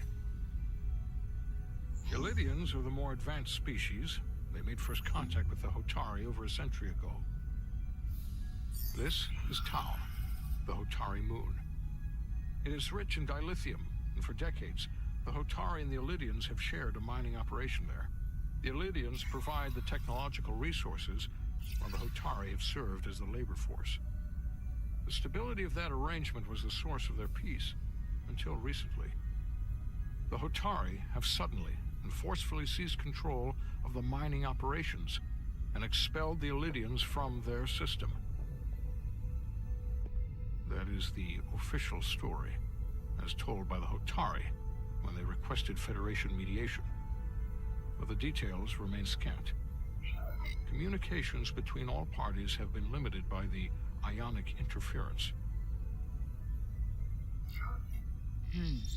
Have the Illydians retaliated against the Hotari? Or taken any action against them? Surprisingly, they have not yet responded in kind. They were open to a Federation presence, but it is unlikely the relatively primitive Hotari forces would stand a chance against the Illydian fleet in open war. Left unchecked, this conflict will result in more bloodshed, which is what we are here to prevent. And the dilithium trade hangs in the balance.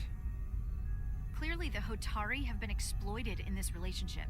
Maybe we can persuade them peace is the more profitable alternative for everyone. They both profited from the mines. And for the Hotari, something is better than nothing. Peace is our objective, after all. That is correct. We can call it profitable or mutually beneficial, but at the end of the day, the Hotari are still being exploited for their own resources. True peace is not merely the absence of war. And as such, this conflict will surely come again. Neither the Illydians or the Hotari are members of the Federation, so we can't make them do anything. There is an additional complicating factor I should mention. In the past, the Federation has relied on the Illydians as a source of dilithium. That certainly changes things. Federation sources its dilithium from a lot of places. Yeah, and this is one of them.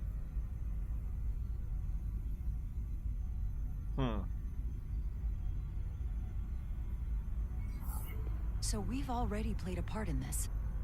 Unfortunately, that is indeed the case, Commander Rydek. We're morally obligated to make this right. Hold on. Our only obligation is to negotiate the peaceful resolution of this conflict. Given the Federation's involvement in the Iridium dilithium trade, Captain Solano and I must make every effort to appear neutral in these negotiations. What worries me is if this whole thing unravels, and we're at the mercy of the storm at less than full strength. We can't let it come to that. Considering what the ion storm has done to our ship, and the Ambassador's shuttle, we have to assume the Ilidian fleet has had problems with it as well. This recent surge in the energy disturbance temporarily levels the playing field. Commander Westbrook is correct. The energy anomalies around the Hotari systems have been noted in the past. But they have never been observed on the orders of magnitude we have seen in recent weeks. The field isn't level. We have the backing of the entire Federation. Either of these forces would be foolish to attack us. That's probably what the Ilidians thought too. We are here because we are up to the task at hand. All the more reason to learn as much about the energy anomaly while we can. We do not want to be caught at a disadvantage, should the situation escalate. So I trust we understand our circumstances. We're operating on a strict timetable here, and we're going to be leaving for the negotiations shortly. Commander Westbrook, I want you to leverage our systems to investigate the anomaly from here while we're gone. Aye, Captain. Thank you all. Dismissed. I want to speak to both of you privately.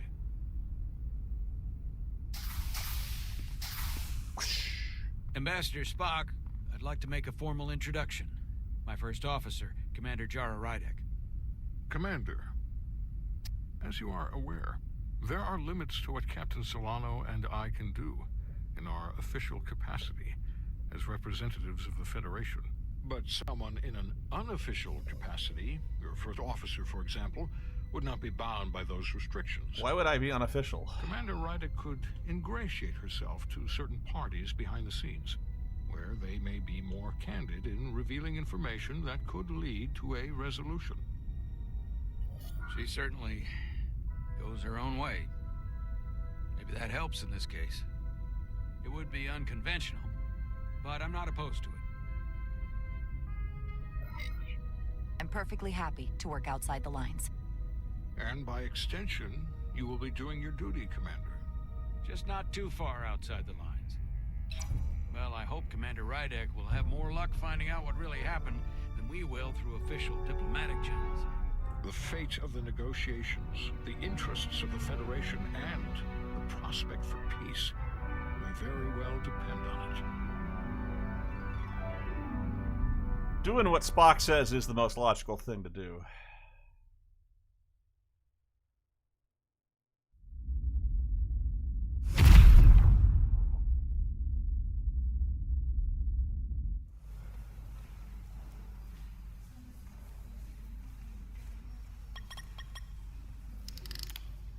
Whoa, here she comes.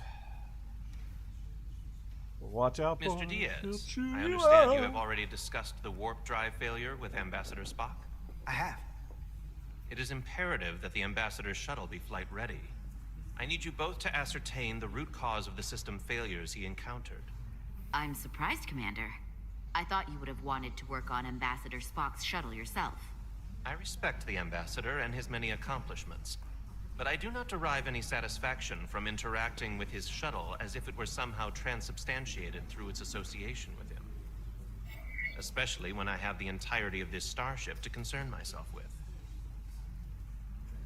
I am not the chief engineer of this shuttlecraft.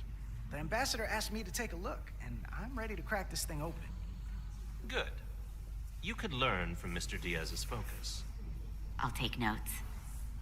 Then I will leave you to it. Make note of any abnormalities in your report. Carry on. One nice thing about Vulcans. Chovak is the only person who didn't look at this and treat me like I was something to pity.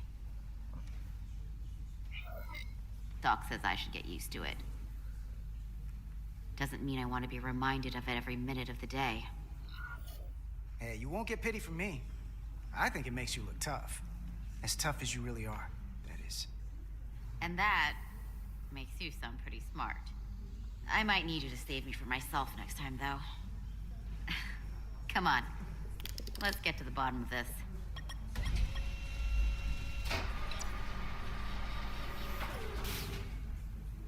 Ready to go? All set. I thought she Let's was a run the lot diagnostic. angrier with me than she's turned out to be.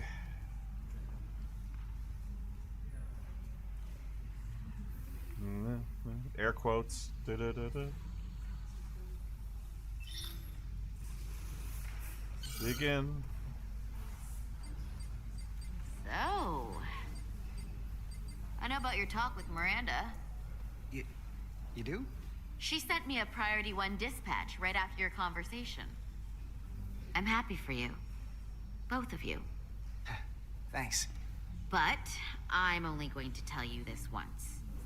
Don't screw this up. Because I would be very unhappy if you tried this out and then, I don't know, 6 weeks or 6 days later, I have to start splitting holidays between the two of you. All because things went south and you're not on speaking terms. That just isn't gonna work for me. You really don't believe in me, huh? It's not you. Or her. Just running the numbers, and things don't work out more often than they do.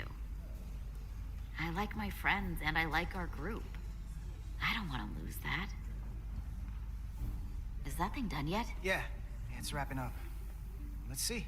The relays along the primary EPS are blown. The backup relays are all intact. An EPS overload from the warp drive could cause that. But how did the shuttle end up dead in the water? Huh. Well, maybe the ship's data recorder can tell us something. Data recorder. Here. They were only about 8 minutes from their plotted warp point. No faults, just those warnings. What are they?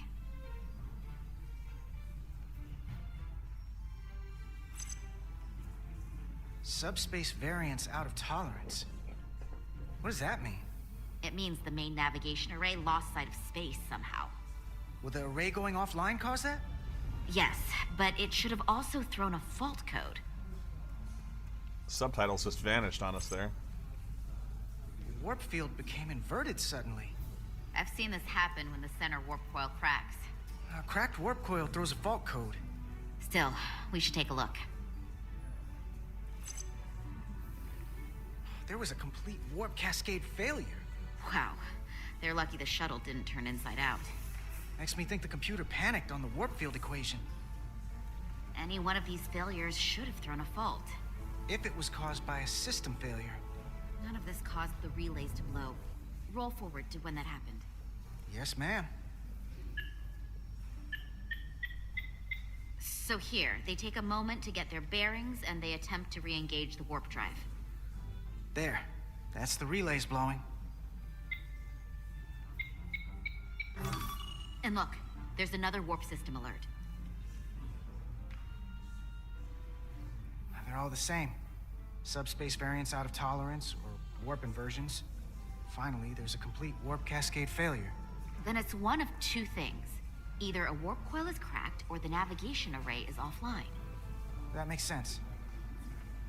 Divide and conquer. Thank you, Tigor. Want to check the Good warp morning. coils or the navigation array? I'll check the other. Let's not overcomplicate this. One of these systems is likely broken. I'll check the navigation array.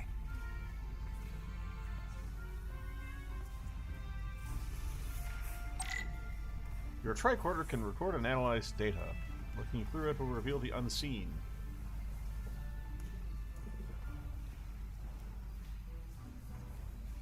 You must be close to some objects to scan them. Watch the frame of the screen to see if you are too far away.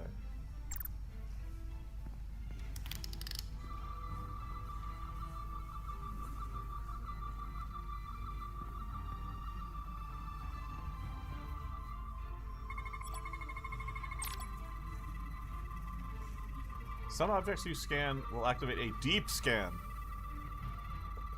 During a deep scan, you use the bumpers to switch between different scan modes and search for glowing objects. The mode indicators on the tricorder will blink if there's an object to find in that mode. When you've scanned all the objects in the frame, will change color. Hold left trigger to analyze the data and finish the scan. Where am I going?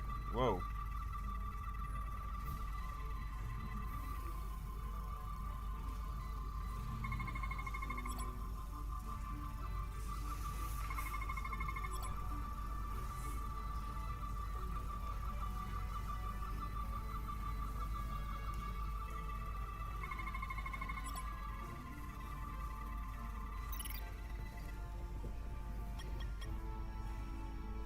Navigation array checks out, so it must be a coil.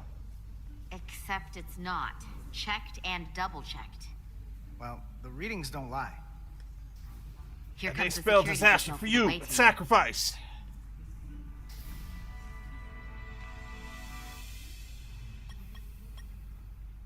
She kind of looks like Kim Pine from Scott Pilgrim vs. the World.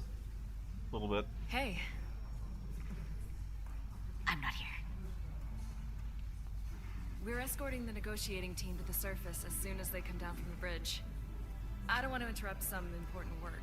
I was just hoping to see you before I go. The captain and the others will be here any minute now. Should be an interesting ride down to the surface. Come on, I'm never too busy to make time for you. That's not true. No, but I am glad you came by. Now that's more accurate. I gotta be precise with you, huh? Hey, Maris. Aren't these those button pushers you're always hanging out with? Lower And you're the decks. phaser jockeys we always beat in Parisi squares, right? All aboard for Hotari. That another one of the captain's railroad things? Gotta be. I just usually zone out by the time he gets to the whole, steam engines were the warp drives of their day part. Catch y'all later. You don't want to miss your train. I do have to go.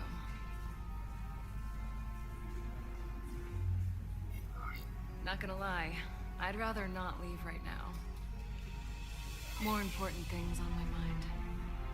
Go on, do your job. I'll be right here waiting for you when you get back. You better be. I'm not going to do that with the captain right there. Be seeing you.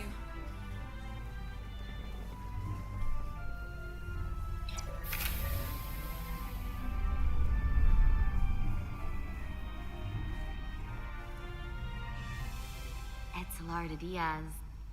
If you could float back down to reality, we still have a ways to go.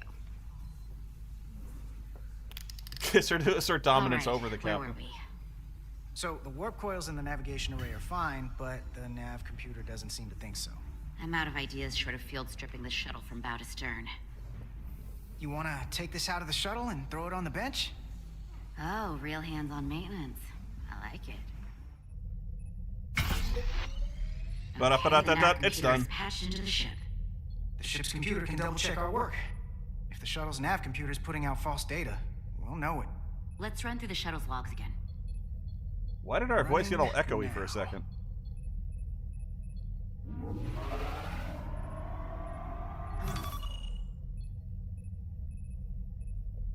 Same. Warp field inversion and a cascade failure. However, the Resolute computer doesn't show the same subspace variance. We're in the same conditions that the shuttle was in when it failed. Why wouldn't the ship's computer get a matching result? What if the subspace variance was a momentary occurrence? That's a possibility, and it would explain why the simulation under our current sensor readings failed to reproduce the issue. But a subspace anomaly strong enough to cause a warp field collapse would leave graviton ripples for days. Let's run with the momentary subspace variance theory for now. Roll forward to the shuttle's attempt to re-engage the warp drive. We need the conditions of space around the shuttle at the moment of warp failure. Resuming simulation.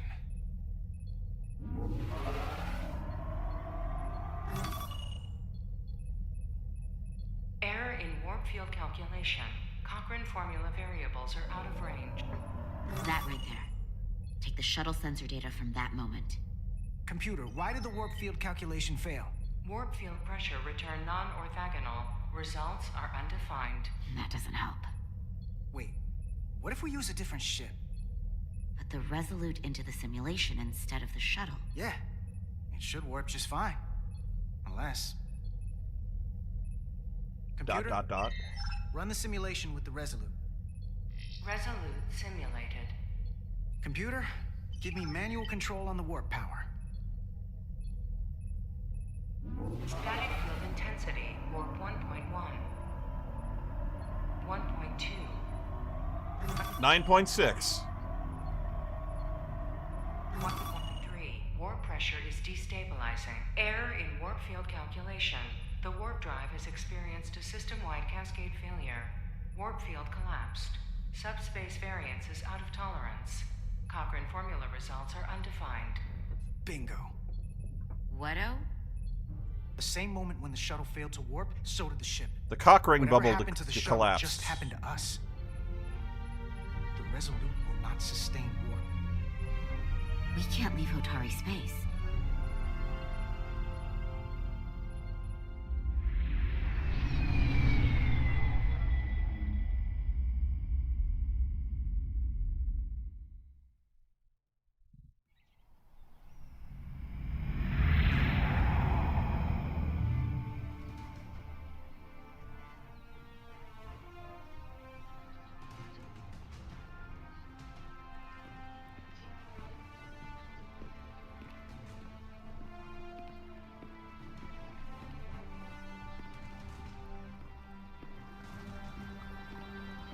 Ambassador Spock, Captain Solano, welcome to Hotari.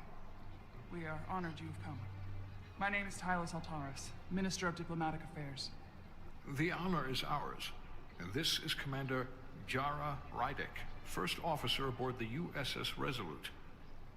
You'll find she has a keen mind, and unique insight into the dynamics between the Hotari and the Illydians.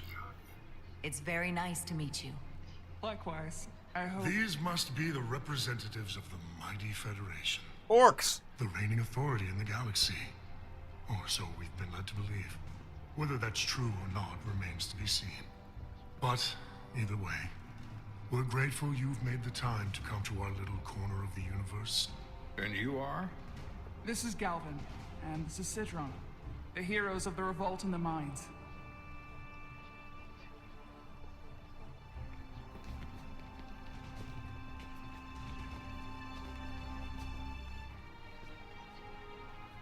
Let's hope this is the last time we ever have to come here. If you'll excuse me.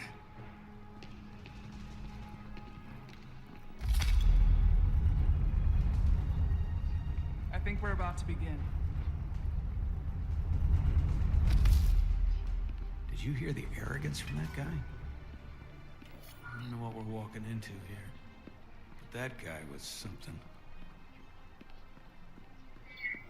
That may be true. But let's keep an open mind going into the negotiations. Hopefully he's just one voice amongst many. Then let's hope he's the outlier. The Hotari have invited us as their guests, so we must show them the proper respect.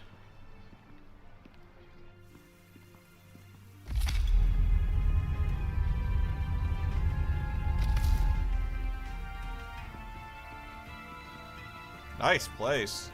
Must have set you back a couple $100.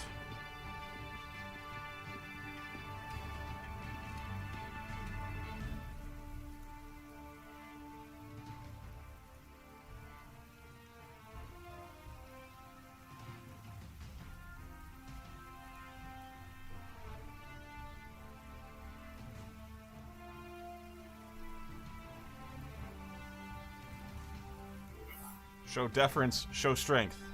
Or just eyeball him. Stare him down.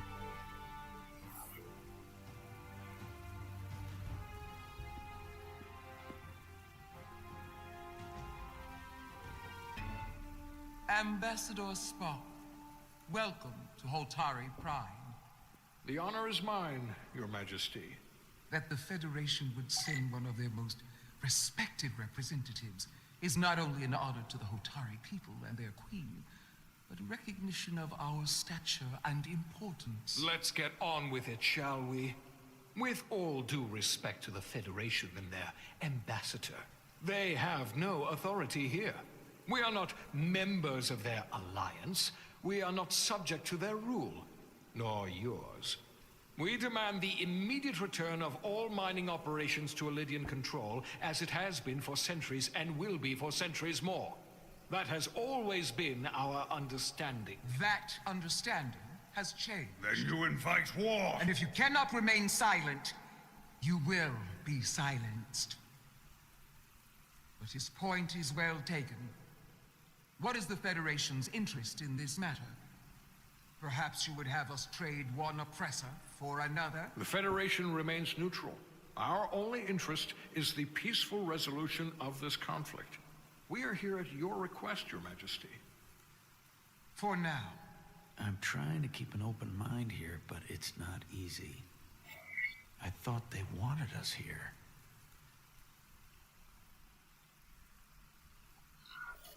Was there something you wanted to say, Captain? I know, I was like... Oh, no.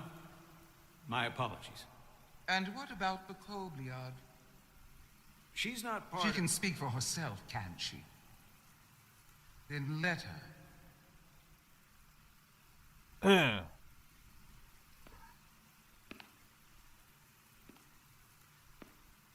I'll kick anyone's ass in this room.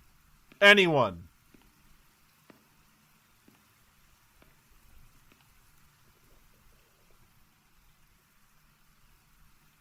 Now then, one should know their place.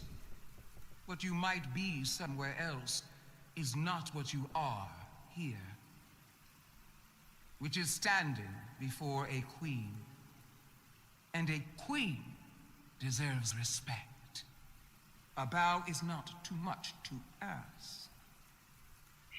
Is Hotari Prime, heart of the Hotari system.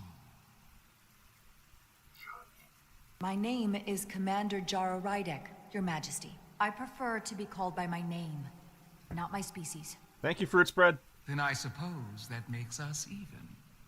Commander Rydek. You are Kobliad. Your people suffered brutal treatment at the hands of the Cardassians. Their injustice towards the Kobliad is as unimaginable as it is unforgivable. Not unlike how we have been treated by the Elydians. As much as they'd have you believe they are the victims here, remember it was the Hotari who attacked us. Wait. They're comparing their treatment to the Cardassians? Do you know what the Cardassians did to the Bajorans? Neither do I, but it was pretty bad. Hundreds of innocent Elydians were slaughtered without mercy in those mines. The blood is on their hands, not ours. Quiet!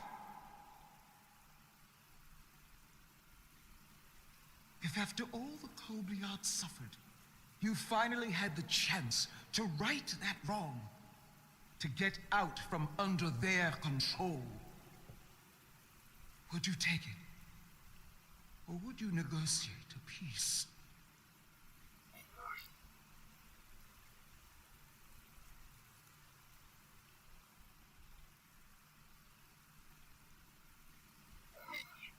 There is no remedy for what the Kobliad suffered. And I fear who we might have become in pursuit of it. There is no justice if the oppressed become the oppressor. So I would willingly accept a peaceful resolution if it were offered. That is the real opportunity. Perhaps, Commander Rydek. Perhaps. Unfortunately, that was not the case, was it? No, it was not. Peace is often elusive to those who need it most. The Federation is the most powerful, most advanced alliance in the galaxy. It's widely known we have an abundance of dilithium in our mines. And it's in your interest to secure a steady supply. Your Majesty, if I may. Ambassador Spock would have us believe you're here as a neutral party in the interest of peace. So why are you really here? I want the truth, not your Federation rhetoric. As Ambassador Spock has said, we've come seeking a peaceful resolution to this conflict, and have no interest in your dilithium. I'm not nearly as naive as you must think. The Federation has done business with the Illyrians for decades, which makes me question your motives. What they haven't said, but cannot deny, is a simple truth. The dilithium trade would not and will no longer exist without a Lydian involvement. We created it for the benefit of everyone, especially the Hotari. We've given them warp technology. We've let them share in the profits. We've made their lives infinitely better than before dilithium was discovered. All of that goes away if the Federation turns a blind eye to their treachery. That is enough of your lies! The Hotari are quite capable of running the mines. We've done so for centuries. Oh, things get intense. So tell me, who deserves control of the dilithium trade and the mines on Tau? Oh God, don't say something the stupid. Federation recognize? The Hotari or the Illyrians? It can only be one or the other, not both. I'm gonna see if staying silent is an option. It's probably not. It is not. Damn it!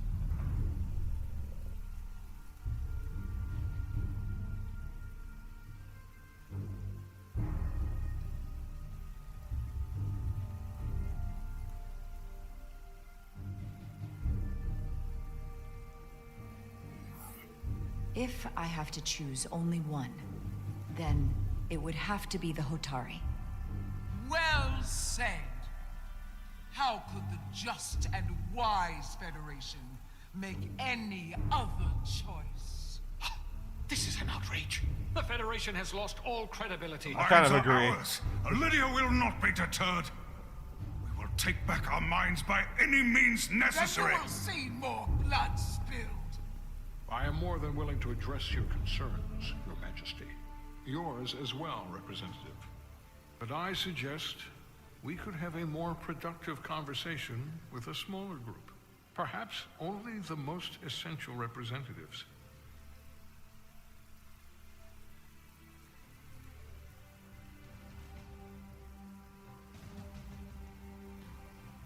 I suppose there is some sense to that.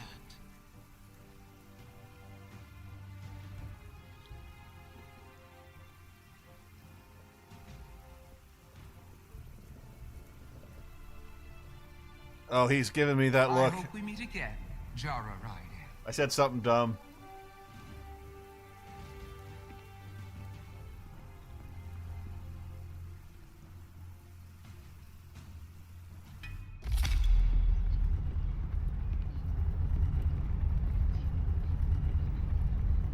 Spock and I will cover everything on the diplomatic front.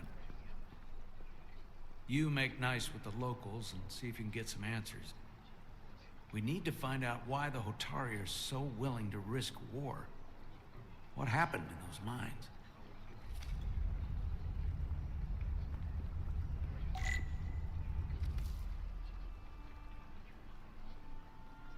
Yeah, it would be nice to understand the details of the original treaty, if there ever was one.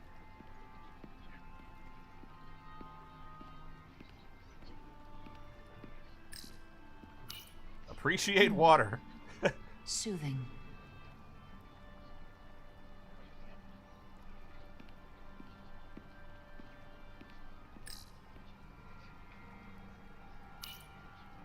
Commander, I'm glad you've chosen to side with the Hotari. I knew the Federation would see through the Illyrians' baseless claims and protect the interests of my people. To be clear, I'm not on either side of this conflict. Our only interest is peace. I will keep that in mind. I assume you were there, the day the mines were seized from the Illyrians. Not seized. Reclaimed. and restored to their rightful owners. Yes, I was there. We had to be decisive, before the Illidians could even realize their worst nightmares upon them. I'm curious why the Illidians haven't fought back. They have the ability to retake the mines anytime they want. Ability is one thing, courage is another. The Illidians know any hostile action on their part will not end well. They respect one thing above all else, and that is force. The greater the force, the more certain the outcome. Any talk of making peace is just that, and worth little without the strength to secure it. Character models for the Hotari are pretty Which makes me good. wonder about your ship, the Resolute. Undoubtedly the Federation's finest warship. Yeah. Ready to contend with anything the Illidians might have in store. Or is that not true? Maybe I've misjudged it.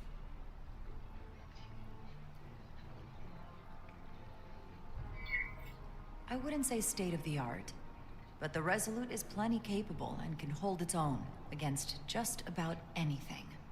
Let's hope so. Because at the moment, it's the only thing preventing them from wiping us off the map. Sidron. A pleasure meeting you, Commander. I'm sure we'll cross paths again.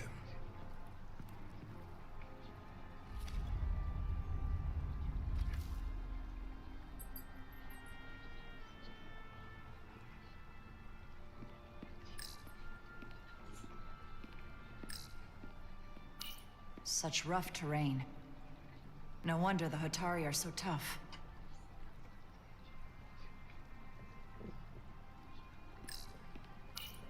Commander Rydek, I'm encouraged to see the Federation supporting my people. I'm afraid of what might happen without your help.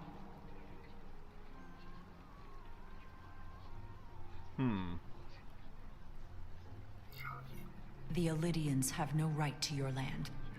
It was clear which side was more deserving of our recognition. It's so different to have someone on our side. These are unusual times, to say the least. Much is changing.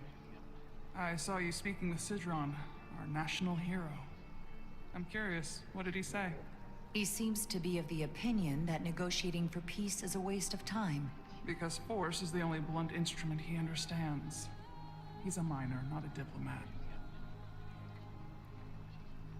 For the first time in our history, the Hotari have the upper hand.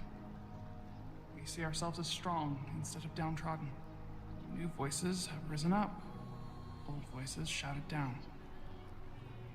Galvin and Sidron have become national heroes. Now, they have the Queen's ear.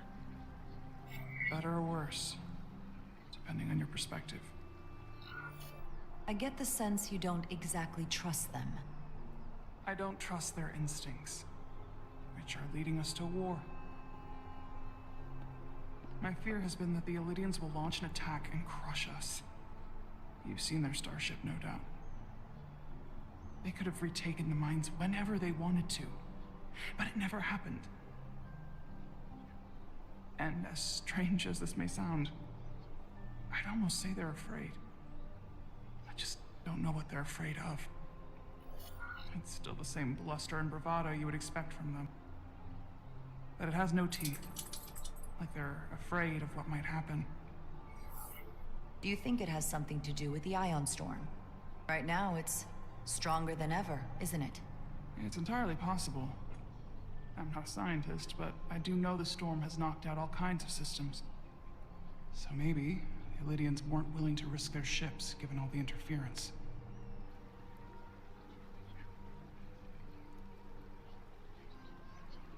Since the day of the revolt, Galvin has seized control of the mines and restricted all access.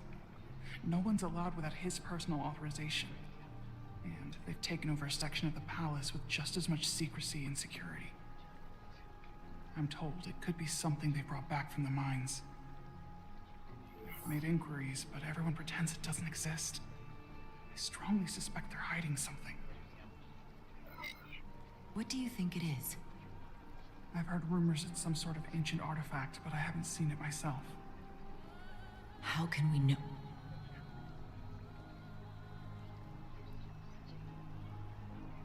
better see what's happening. Do you think you can find out what they're hiding? I need to see proof of something before I can make my case to the Federation. I can try, but even if I found it, I might not know what to make of it. Take this. You can use it to capture whatever you find, and then send it to me.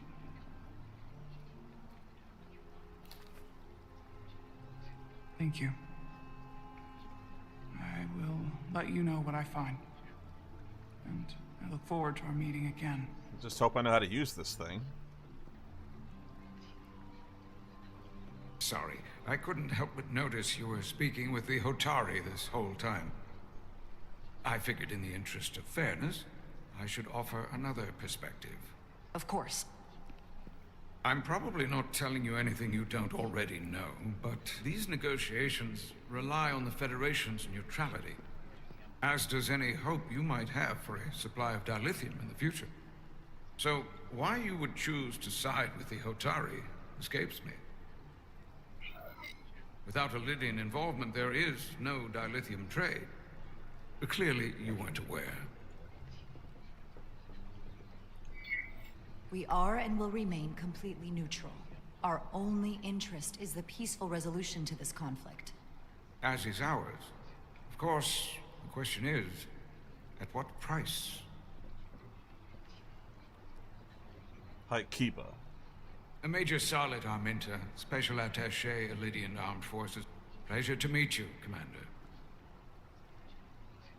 I have my issues with the Hotari, but I have to give them some credit. They know how to seize an opportunity.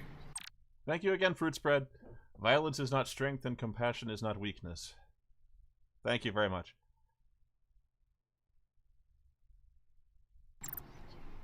Inciting an uprising the same day as a massive once-in-a-lifetime ion storm. Our assumption was that this storm was just an anomaly. Yes, a very convenient anomaly. At least that was what we were told. Of course, I wasn't there. But who am I to say otherwise? You should know better than to believe everything you're told. Well, the official story is that it was the storm that enabled the revolt.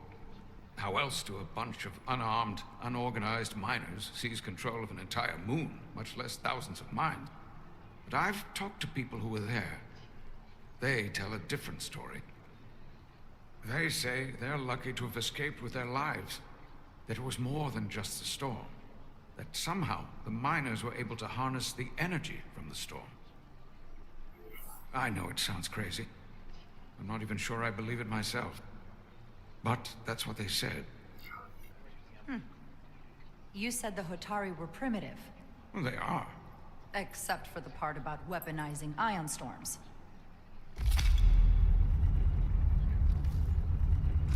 If you'll excuse me, Commander Ryder.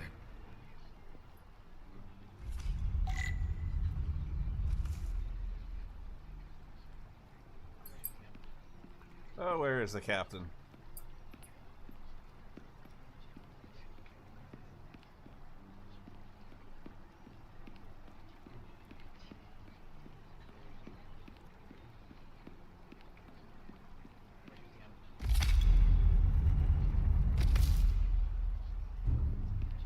Well, that was a disaster. What happened? The Hotari refused to concede anything, so the Illydians stormed out. The Hotari did not invite us here as peacekeepers. I hope your efforts were more fruitful than ours.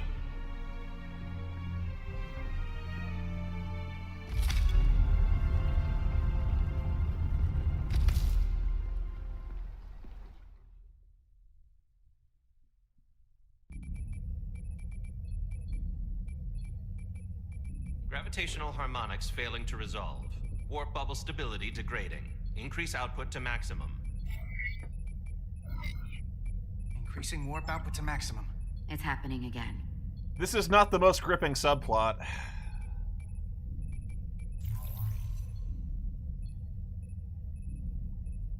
It is evident that presently the Resolute cannot achieve warp propulsion. Since our diagnostics rule out any problems with our warp systems or anything about the ship, the problem appears to be the fabric of space itself. Sure, blame the fabric of space. You're saying something about this region of space prevents warp travel? Prevents it, or can't sustain it. However improbable, that appears to be the case. We need to know more. Of course it's the Unless storm. it'll be an extended stay in the Hotari system. The storm didn't stop us from leaving space dock and traveling here. But could it still be causing this interference with warp travel? We must follow sound investigatory principles. Do not let an assumed conclusion drive your analysis. Sometimes we need a little inspired thinking, Mr. Chovak. Captain Solano is on his way back from the negotiations, and I want to have some answers for him when he gets here. Indeed. Given the facts at hand, we may be able to deploy subspace probes around the ship to construct a clear picture of the phenomenon. Around the ship. I'll prep a shuttle.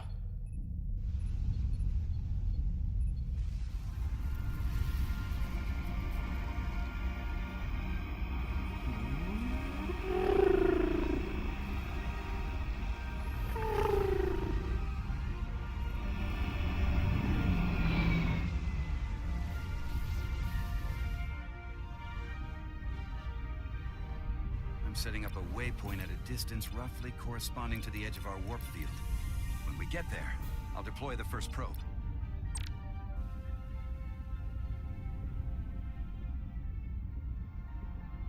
The storm will push your shuttle around. Stay focused and maintain your course. The ionic storm will fill your path with dangerous hazards. Green lightning will damage your shuttle. Taking damage 3 times will fail the mission. You can fly through the rings created by the storm if you pilot carefully. Follow the lit path to reach the next waypoint.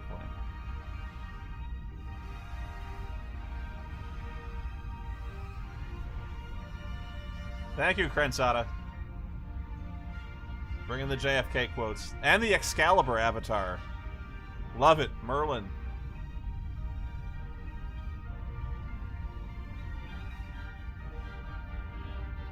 Well, let's see if we can crash this bitch.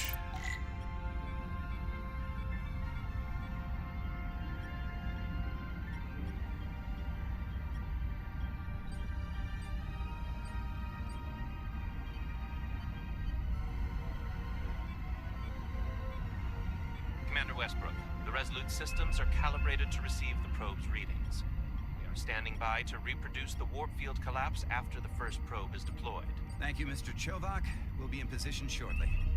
And, Mr. Diaz, do take care in piloting the shuttlecraft. Now is not the time to indulge in the human penchant for joyriding.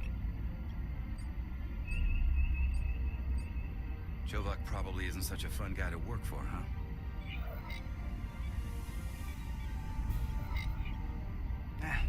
I just don't take it personally. At least I try not to. That's a very mature answer. Shows a positive attitude on your part. Remind me of it when I start complaining to you about the ship's new first officer.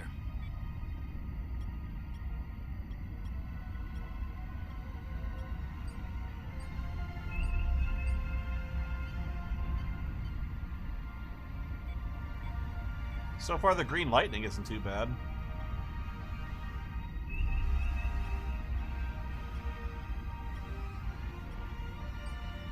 Here it comes. This is far enough.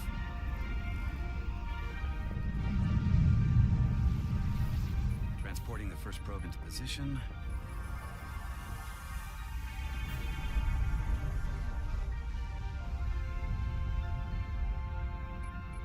Westbrook here. The first probe is deployed. Understood. We are reading it. We are about to replay the simulation.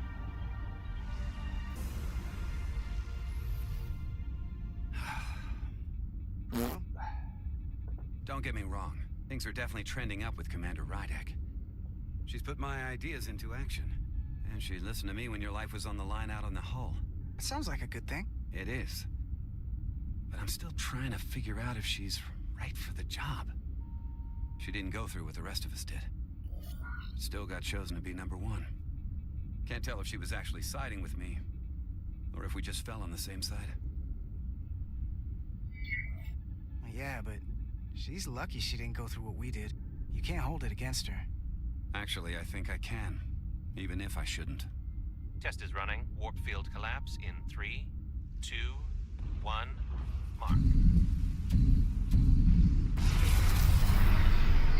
Cloaked asteroids. Whoa. All right, that is definitely a problem with the fabric of space. We need to get another probe out there.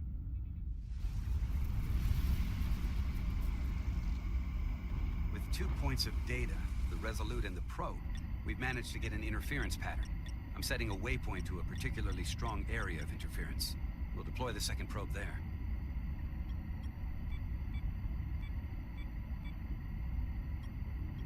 Listen, I'm gonna give you a piece of advice I wish someone had given me. Make sure you're never just one thing. And don't get so focused on what's in front of your face that you lose sight of the big picture. Before Rydex showed up, the captain pulled me into his ready room and told me he didn't think I had the people skills to be first officer. This didn't go any faster. What a load of crap. I mean, if he'd said that about Chovak, sure. Is that why you're being so friendly to me? Politics? That would be clever, but I think you give me more credit than the captain does. You're all right, Diaz. And you've got potential.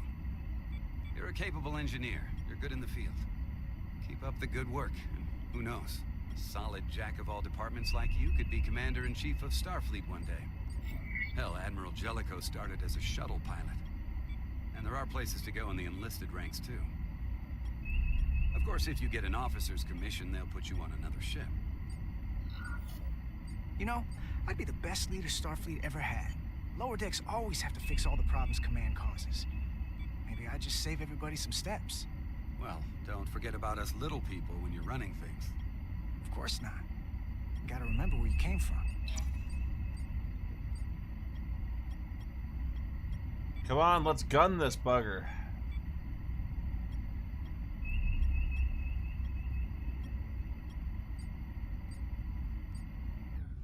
Here, this is close enough. Stop the engines. Deploying the probe. Westbrook to Commander Chovak. We're ready for another sampling of data. Very good. Running the simulation again. Warp field collapse in 3, 2, 1, mark. There it is again. I saw it. It seems to be directional. Well, what about the scans? Anything?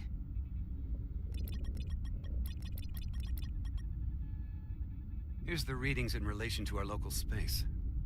We've got the Resolute, Hotari Prime, and the probes. All this interference is overloading the sensor buffers. We're gonna have to triangulate the sensors manually. Locate interference peaks.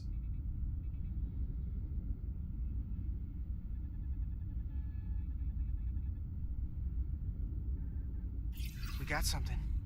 These markers indicate peaks in the gravimetric interference patterns. Let's see if I can find some more.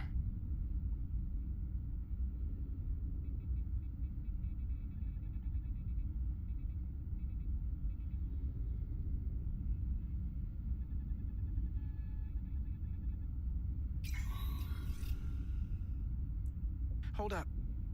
This is coming from the moon. A beam that blocks warp travel. Aimed right at us. Someone is doing this intentionally. I don't know how they're doing it. This is like nothing I've ever seen. Why would they be doing this? We came here to help these people. And now we're getting hit by some warp-killing weapon? Now, look here. It's the current readings of the ion storm. These concentrations. They line up with the interference pattern. The storm. And this beam. They're coming from the same place. Carter, whatever petty local conflict brought us here, it's just a small part of something much bigger.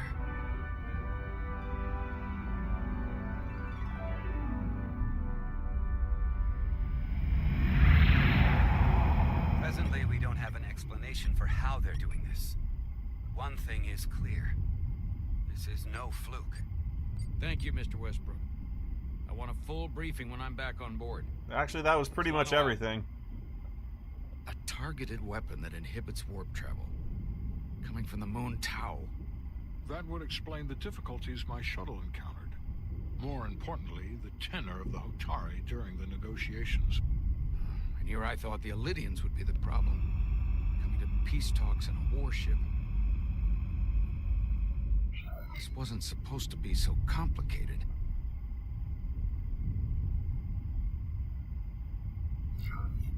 For all their posturing, every indication is that the Illidians are afraid of the Hotari. They didn't bring their warship as a threat. They brought it because they're scared. From everything we witnessed, I would say that is highly likely. But what are they afraid of? Tylus, the Hotari representative, said she thought they found something in the mines. Galvin and Sidron brought it back to the palace, but they're keeping it under tight security. She's going to investigate it. I gave her my tricorder. I expect she'll contact us soon. You found an ally. Why would Tylus help us? Go behind her people's back? It's a fair question, considering. She's worried that her people are being dragged into something that isn't going to end well for them. She's trying to save them. That may be true. She's certainly more likely to help than the other Hotari we've met. That raises another question. Specifically, what do the other Hotari have to gain in bringing us here, only to make this hostile maneuver against us? There must be some motivation. Unless they changed their minds between when they asked and when we got here. That's the thing. It doesn't make sense to bring us here. Tylus said that Galvin and Sidron have restricted access to the mines, even to the Hotari. So they don't want anybody to learn what they've found. Then calling in the Federation is a funny way of going about it. I don't think the Illidians know what's really down on that moon either. Major Arminta said the revolt defied explanation. That the Hotari miners somehow harness the energy of the storm. Harness the energy of the storm? Doing that is beyond even our capabilities.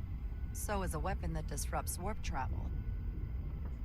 There have been civilizations and entities, both past and present, far more technologically advanced than the Federation. The Illidians and Hotari don't fall into that category.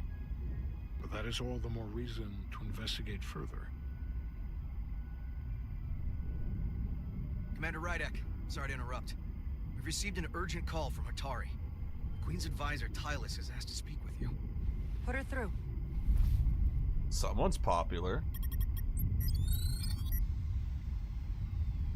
Galvin and Sidron are still with the Queen. I've enlisted help to gain access to the room they have under guard. I don't have much time. I'm not supposed to leave my post. It's only for a moment. I so appreciate your help. Thank you again, Fruit Spread. Be at peace, Sons of Arizona. Thank you very much. I really appreciate it.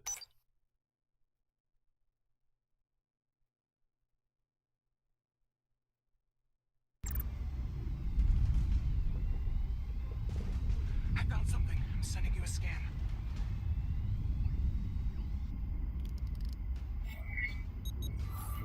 Got it. Tylus, if we needed to gain access to the mines on Tau, is that something you could help us with? I suppose it wouldn't be easy, but I have to go. Tylus. Can we reconnect? Sorry, Captain. We've lost all contact. We can only hope she escaped without harm. It was hard to tell.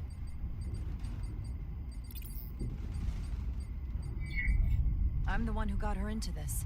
If something happens to her, it's my fault. She's one of the Queen's closest advisors. I'm sure she'll be fine. Assuming the Queen isn't part of this. Let's see the scan of whatever the hell that was.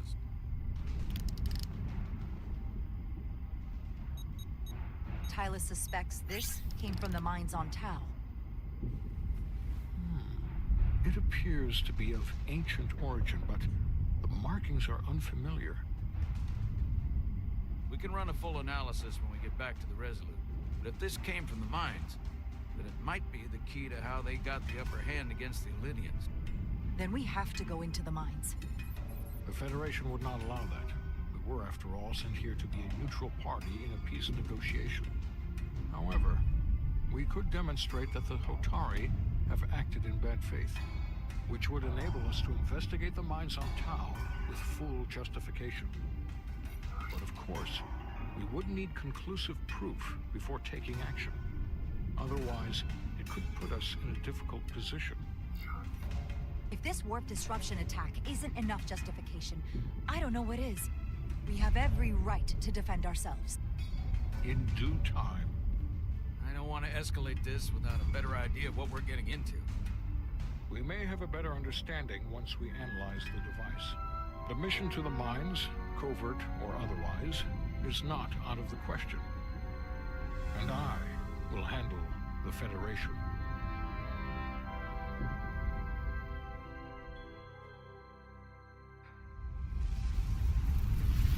As I was telling Carter, I want all the data I can get on this warp problem. And the negotiating team's shuttle has been recording data all the way back from Hotari. This is a long episode. Even better than our probes. So pull the sensor and engine ISOs from the Melville when it sets down. Will do. I'll join you and Chovak down in engineering to run another analysis after the briefing. If this is episodic, this may just be one continuous game. I was kind of hoping to go to a logical breakpoint. Some astronomical anomaly, and I like it a hell of a lot less now that we know someone is doing it to us. How does it work? What do we even do about it? What do you say we pull these chips and find out? Took some damage on the way.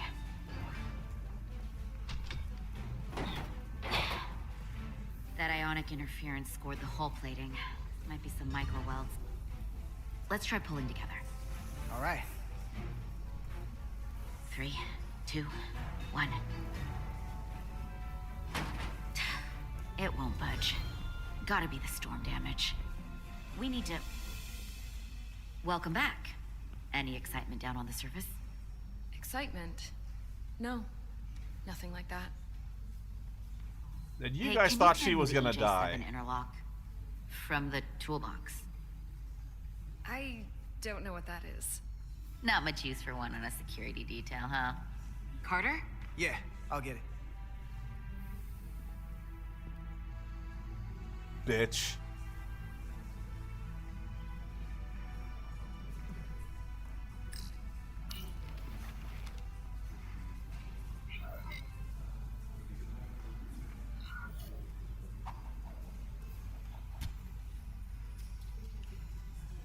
Smooth.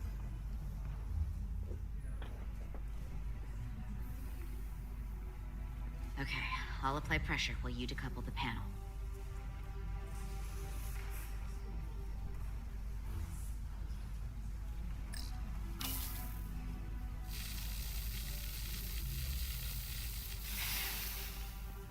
Here, I'll help.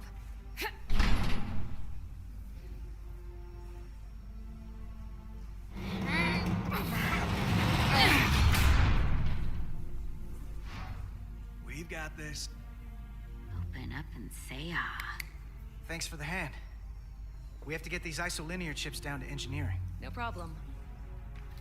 That was not a wrench, by the way. That was a highly You sophisticated really know piece of everything equipment. about these ships, don't you? The tools, the systems. Like a walking Starfleet technical manual. What can I say? I'm good at what I do. I can see that. Oh, she didn't like Come that? on, start pulling chips.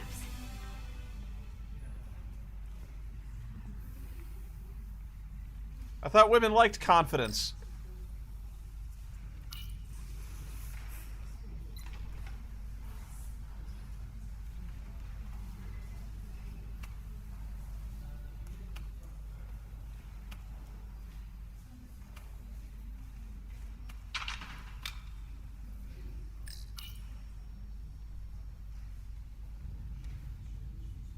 What's this? Some kind of crystal formation? Thank you, Rise Again. Really appreciate it.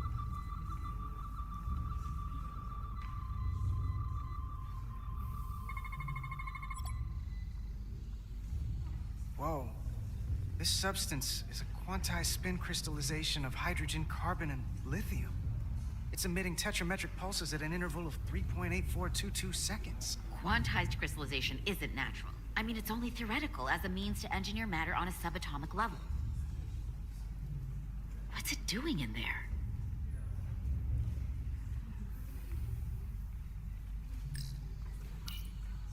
Touch it. Bare hands. Do it. Wait. Regulation 364, subsection 9. What? Regulation 364, subsection 9 orders that in the case of an unknown foreign substance infiltrating a sealed system, it will be placed in secure confinement before further examination. Retrieve a containment module. Don't you think we're more equipped to deal with whatever this is? No. Before anything else, this is a security issue. You don't even know what this is. Which is why we need to study it. Once it's contained. If it's not natural, then someone might have put it there. It could be a tracking device, some kind of sabotage, or even a bomb. Which is why we need to get it to the containment lab. Come on. I can't make an exception. Not even for you. She is right. I'm still going to report these crystals to Commander Westbrook when we send the shuttle data. And I will inform my superiors. I'm taking this just as seriously as you are. But I overheard talk about the warp disruption on the shuttle. Now these crystals? Maybe this situation is more than we can handle with just a science vessel. We could trigger a distress call, get Starfleet to send more ships. Or I could send a message to my old CO on the Adirondack. Get some combat-tested vessels. We shouldn't do this alone. We're at the edge of the quadrant. Help isn't just gonna pop over like we're in Sector 001. Wouldn't hurt to try. You talk like you've never had your backs up against a wall before. This is Starfleet. We solve our own problems.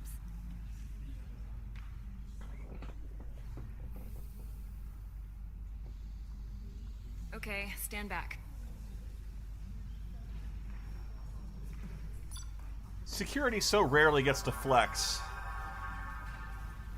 Get this to the containment lab. We'll get it set up for you. I'll let you know when it's safely confined. Oh, we'll be there. Last thing you want is to study this down in main engineering and have it explode next to the warp core.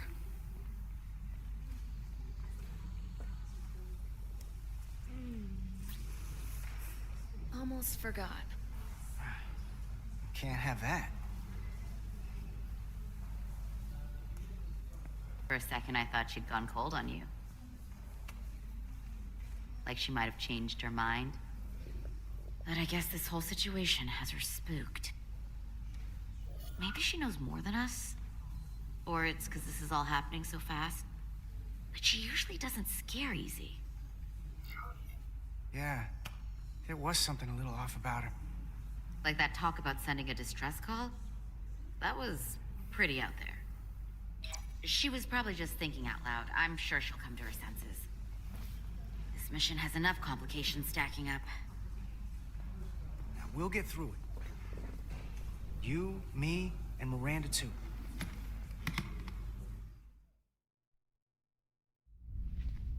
Commander Rydek was able to work behind the scenes during the negotiations and made contact with a representative from the Hotari delegation named Tylus. She mentioned an unusual artifact of unknown origin being held under tight security within the Hotari Palace, which she believes came from the mines on Tau. You're already calling Changeling Jackson? She's not a changeling. Now, this artifact might have a connection to the revolt, to the storm, and to the warp disruption we now know has been targeted at the Resolute. Commander Rydek, if you want to take it from here. Of course. Tylus managed to infiltrate the heavily guarded location within the palace and sent us these scans using my tricorder. It appears to be some sort of control panel, possibly connected to the warp disruption weapon originating on Tau. Of particular interest is this symbol. which we couldn't identify the origin of. The Federation database has records from a vast number of civilizations. If anyone from Starfleet has come across this before, the system should recognize it. Cross-referencing with Federation records. Displaying symbols from Federation database with a 90% probability of match or higher. Select a symbol to further analyze.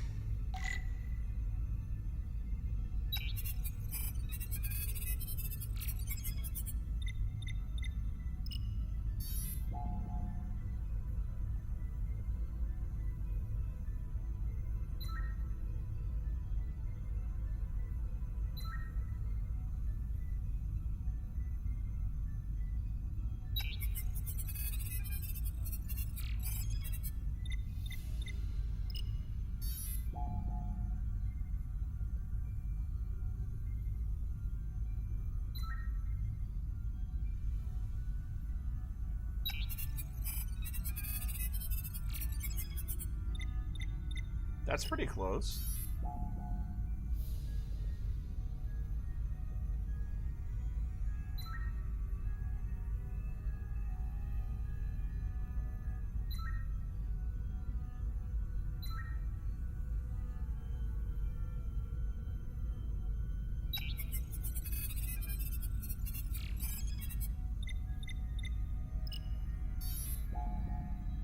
Well, I'm not doing well.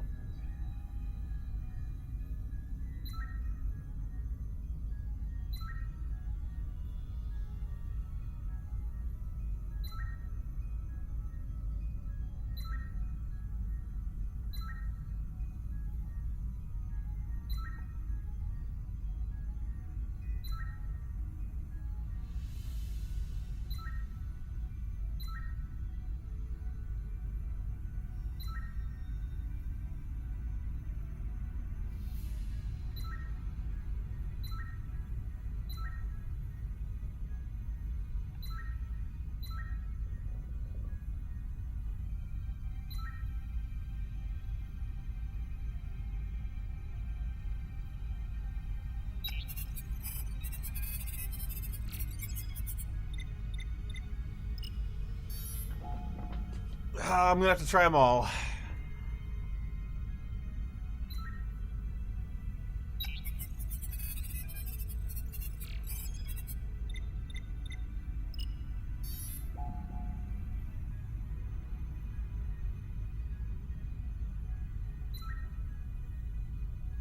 It's not this one.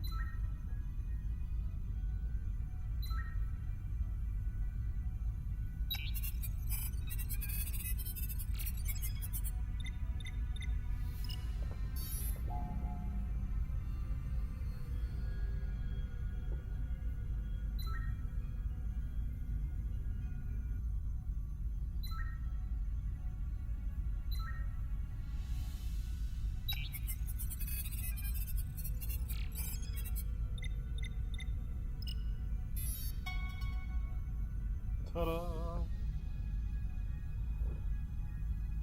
99.2% match. Got it.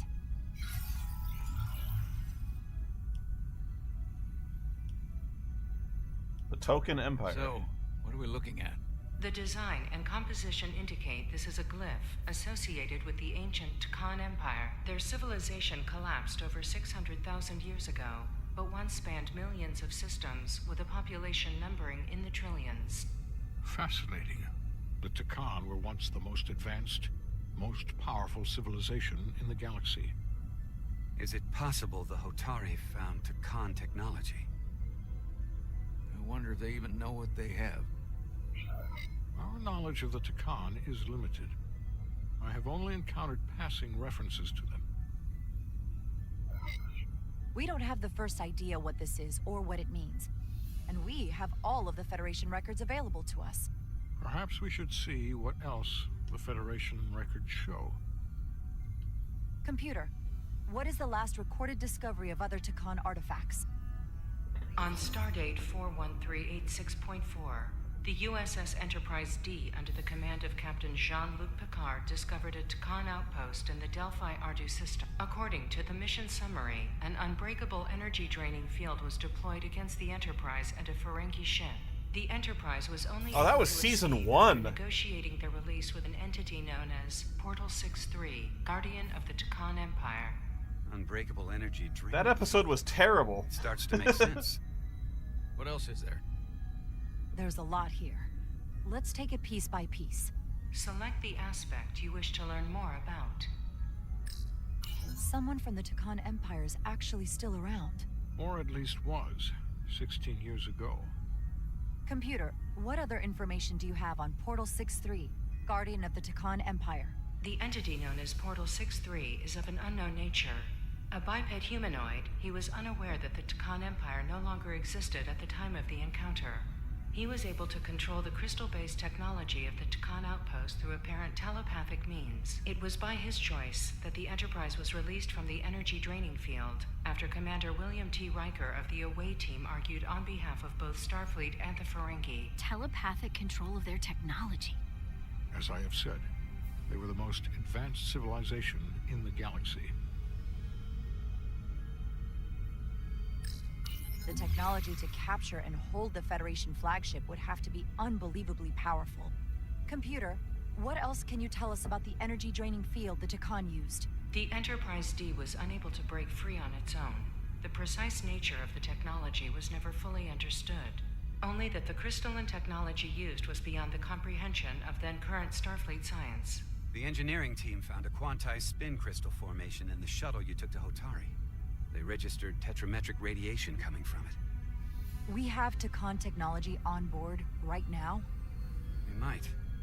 I'll run a full analysis in the containment lab. What sort of planet is Delphi Ardu 4? Delphi Ardu 4 is an M-class planet, a barren rocky world with little to no vegetation and frequent ion storms. The giant crystals that grow there absorb energy, but it is not understood how they do so. The entire Delphi Ardu system, consisting of 11 planets, was considered completely uninhabited until the encounter with Portal 6-3. Frequent ion storms. That can't just be a coincidence. There appears to be some sort of restriction order from Starfleet. Clearly. Computer, explain this restriction. A Starfleet directive similar to General Order 7 forbids entering the Delphi Ardu system or attempting to make contact with Portal 6-3. Starfleet doesn't throw up a no trespassing sign for just anybody. I suppose it makes sense considering what happened to the Enterprise D. The Elydians should have crushed the revolt. But if the Hotari have Takan technology and can control it, I see why they're willing to negotiate peace. For all we know, this could be just the beginning. And we're up against something greater than we can imagine. For now, it's probably best we don't let on how much we know. Play our cards close to the vest. Smart. I agree. Then when the time is right, we can confront them. Diplomatically, of course. Right. Right. Been able to triangulate the source of the ionic interference and warp disruption to a specific mine on Tau. Engineering used the latest data from your shuttle to pinpoint its origin. There. So we know where to look. We need to know what's down there. What the Hotari are hiding, to better understand what we're up against. And to neutralize it if we can. Captain, embarking on a mission to the Hotari moon would not be viewed favorably by either side. However, given the circumstances, we are entirely within our rights to defend ourselves. I just want to make sure this doesn't blow up in our faces. Which is why I'm thinking of sending Commander Rydek on a covert mission to Tau. Assuming you're up to the task. It would require absolute secrecy. And obviously, it's not without risk. I'll get the away team in and out. They're in safe hands with me. Under normal circumstances, that would be the case. Given the sensitive nature of this incursion, I'm afraid you'll have to go it alone. What? I'm hoping Tylis can accompany you. The priority is to avoid detection. It's a calculated risk. The last thing we need is to get caught and then blamed for violating our neutrality, aggravating an already tense situation. We can't afford any mistakes, which is why I've chosen you. Tylis will be essential to my success. Not only her knowledge of the mines, but her ability to gain access, particularly now that we know which mine we need to get into. Make sure she understands the need to keep this covert. She's not going to want her people to know about this. Get in touch with Tylus and make the necessary arrangements as discreetly as possible. Bridge to Captain Solano. The Illydians have moved additional ships to the edge of the Hotari system. Current heading is straight for the homeworld. Understood. It would seem we no longer have the luxury of waiting. In that case, may I suggest you and I return to Hotari Prime? Doing so will provide Commander Radek as much time as possible to complete her mission. Agreed. We'll hail the Queen's delegation from my ready room. We all know what we need to do. Dismissed. We all need to grow mustaches. Immediately.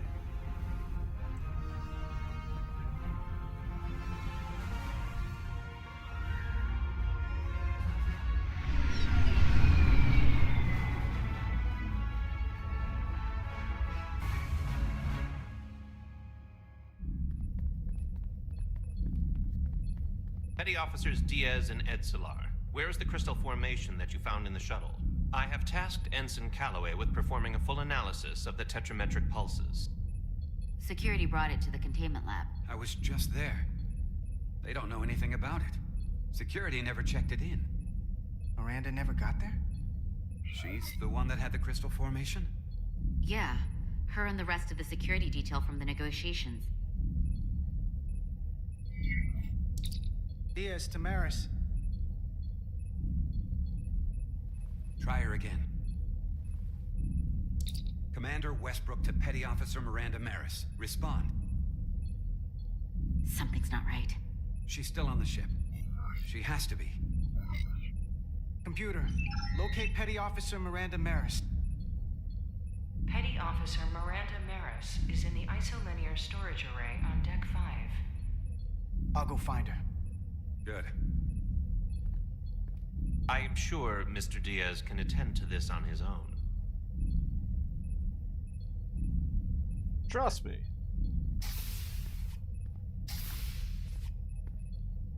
She's not a changeling.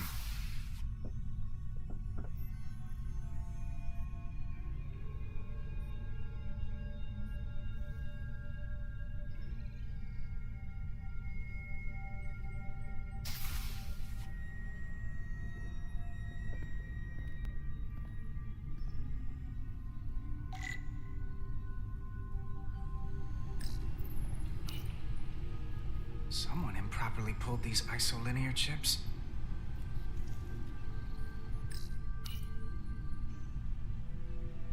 That's a lot of chips.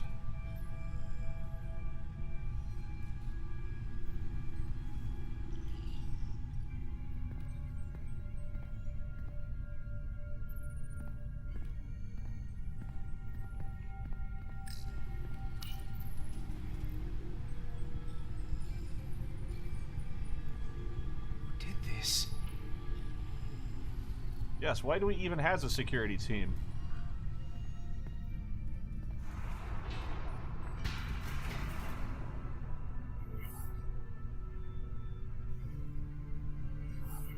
Miranda, you in here?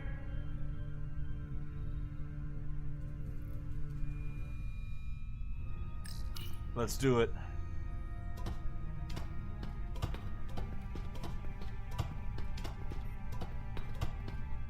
Hello?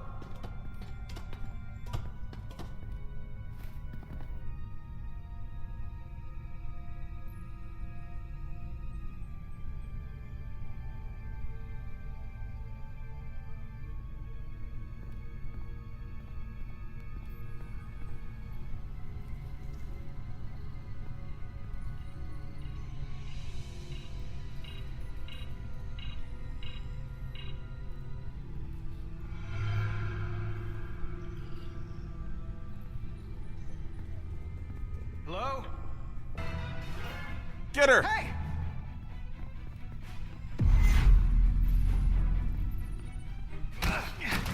Got her. Miranda? What the hell are you doing, Carter? You almost knocked me to the lower level. What's wrong with you? Look, I'm in here looking for you.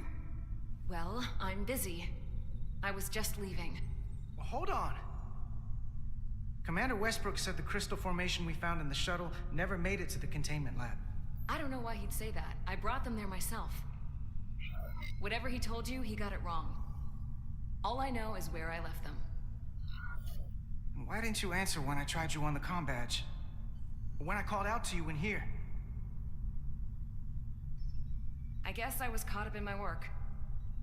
Now, if we're done here, I have to go. Do you mind? I'm in the middle of my shift. Where are you going? What could be more important than tracking down those crystals? You were the one that said they had to be secured. They're dangerous. And I did secure them. They're out of my hands now. I want a straight answer, Miranda. What are you doing here? Carter, if things are gonna work out between us, I'm gonna need you to trust me a little more than this. Don't go there. Because this is not a good start to a relationship. And I don't get why you're acting this way. I'm just worried about you. This isn't like you. You're sweet to worry. But I can take care of myself. Ooh! Antwiler de Diaz. What's the holdup?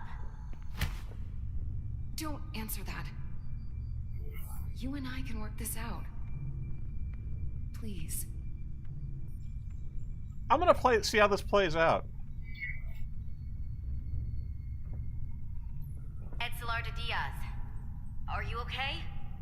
Carter? Carter! Damn it. All right. Now can we talk? I knew it.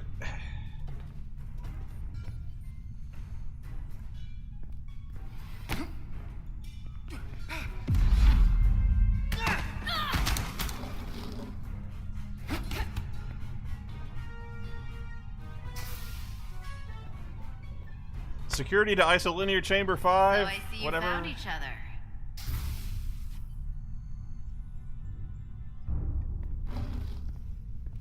You were taking so long, the commander sent us to see what the problem was. Diaz, you were sent here with specific orders, and fighting your crewmate wasn't one of them. What the hell is going on here? Let's just let them explain. I'd like to hear that, because I know what it looks like. Ask her. She was doing something with this. Copying all kinds of data. This drive is unauthorized. There are ISOs all over the floor. And that's why I was in here, investigating this situation. And when Carter came looking for me, we got our wires crossed. It wasn't anything more than that. Even if that was true, it still doesn't answer what happened to the crystal formation that she took. And she isn't helping. I can't tell you what I don't know. I brought them where they belonged, and that's where I left them. I don't know what's going on here, but I think we need to call it into security. She can explain herself in the brig. Hold on a minute. We don't need to put this on anyone's permanent record. Miranda, maybe you're feeling out of sorts, and we should head to sickbay so the doc can check you out? Yeah, I haven't felt right since I came back from Hotari. I think I should see the doctor. See, a changeling wouldn't say that. If you really think she's not well, we can take her to sickbay first. But what I know is this is a security breach, and we should treat it as such. Please, just let me go see the doctor. She did have a bumpy ride back on the shuttle. Come on, Carter. We should get her taken care of. You better be sure about this. This is Petty Officer Diaz. I need a security team to Deck 5. This is unbelievable. She hit me!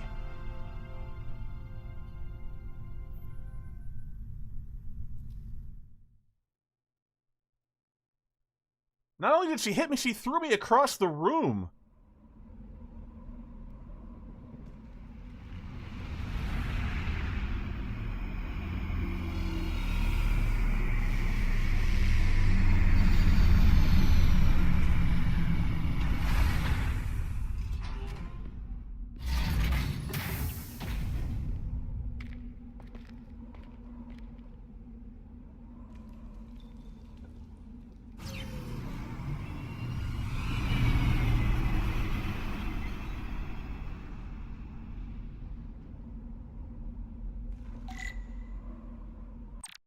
Alright, this seems like a good place to stop. At least for tonight. I just don't know if I can.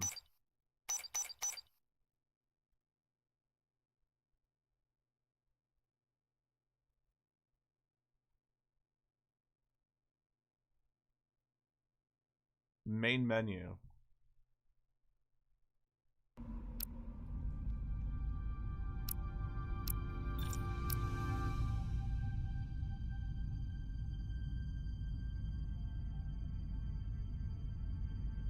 Dive deep into your choices. Go to account Star Trek Resurgence. Oh my god.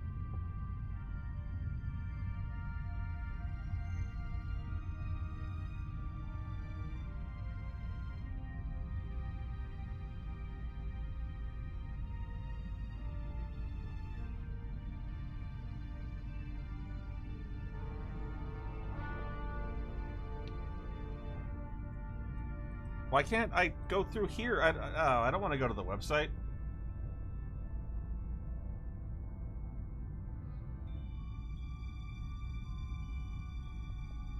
Besides, I have to show the website on the screen.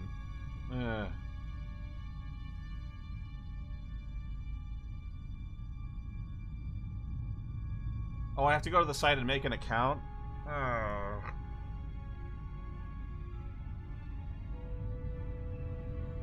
Let me go to the site. Let me...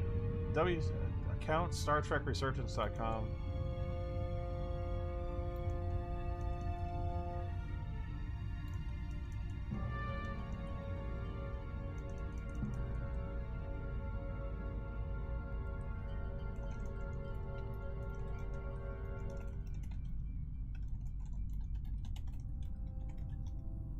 Link HEZ09.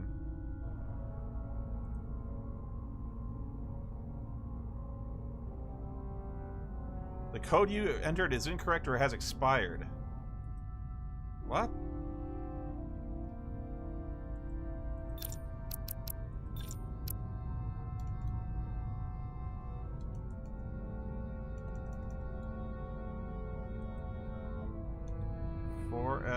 FL6G.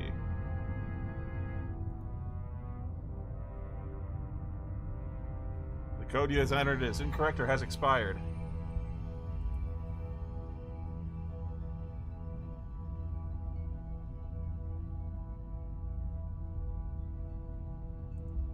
Give me a second.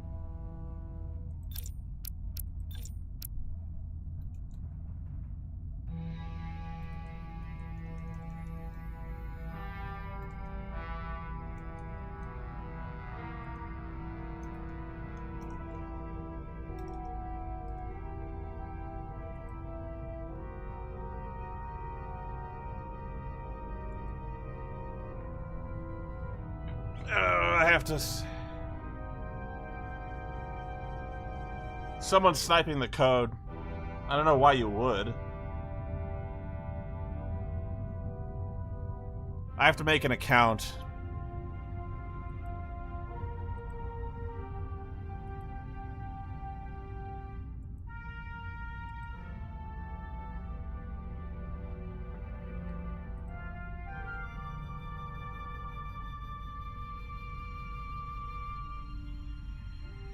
I don't know why I have to go to a website for this. I can see my choices now.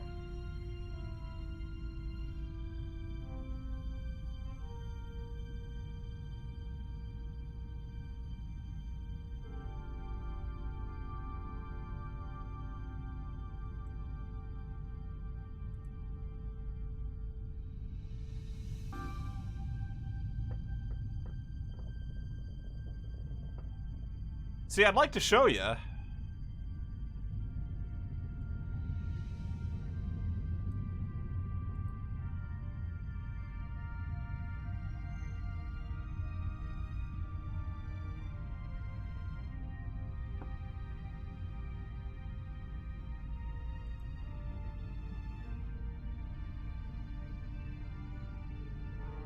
Website is terrible. You and 82% of players chose to side with the Hotari. 90% of players were interested in a romantic relationship with Miranda.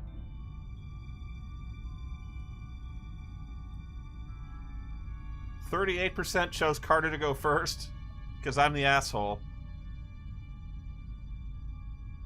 Most people defied Captain Solano's orders. But only 22% of players followed Commander Westbrook's advice and used the deflector pulse against the energy wave.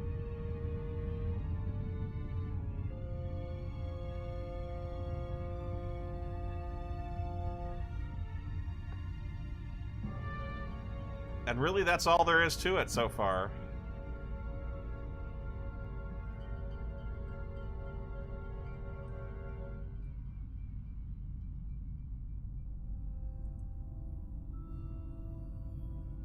Scroll down for a second. What do you want?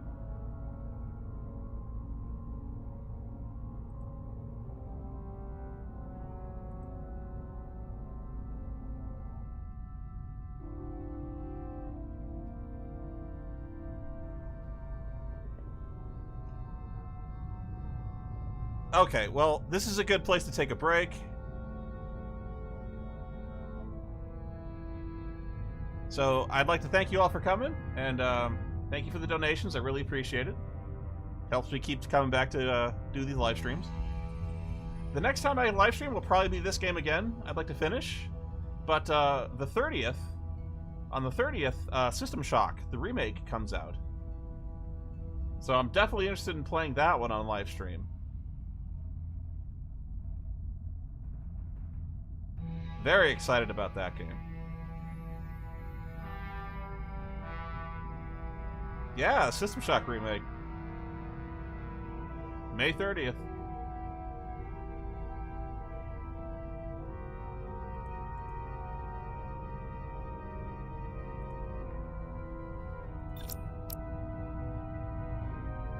Alright, I will see you guys next time. Probably tomorrow.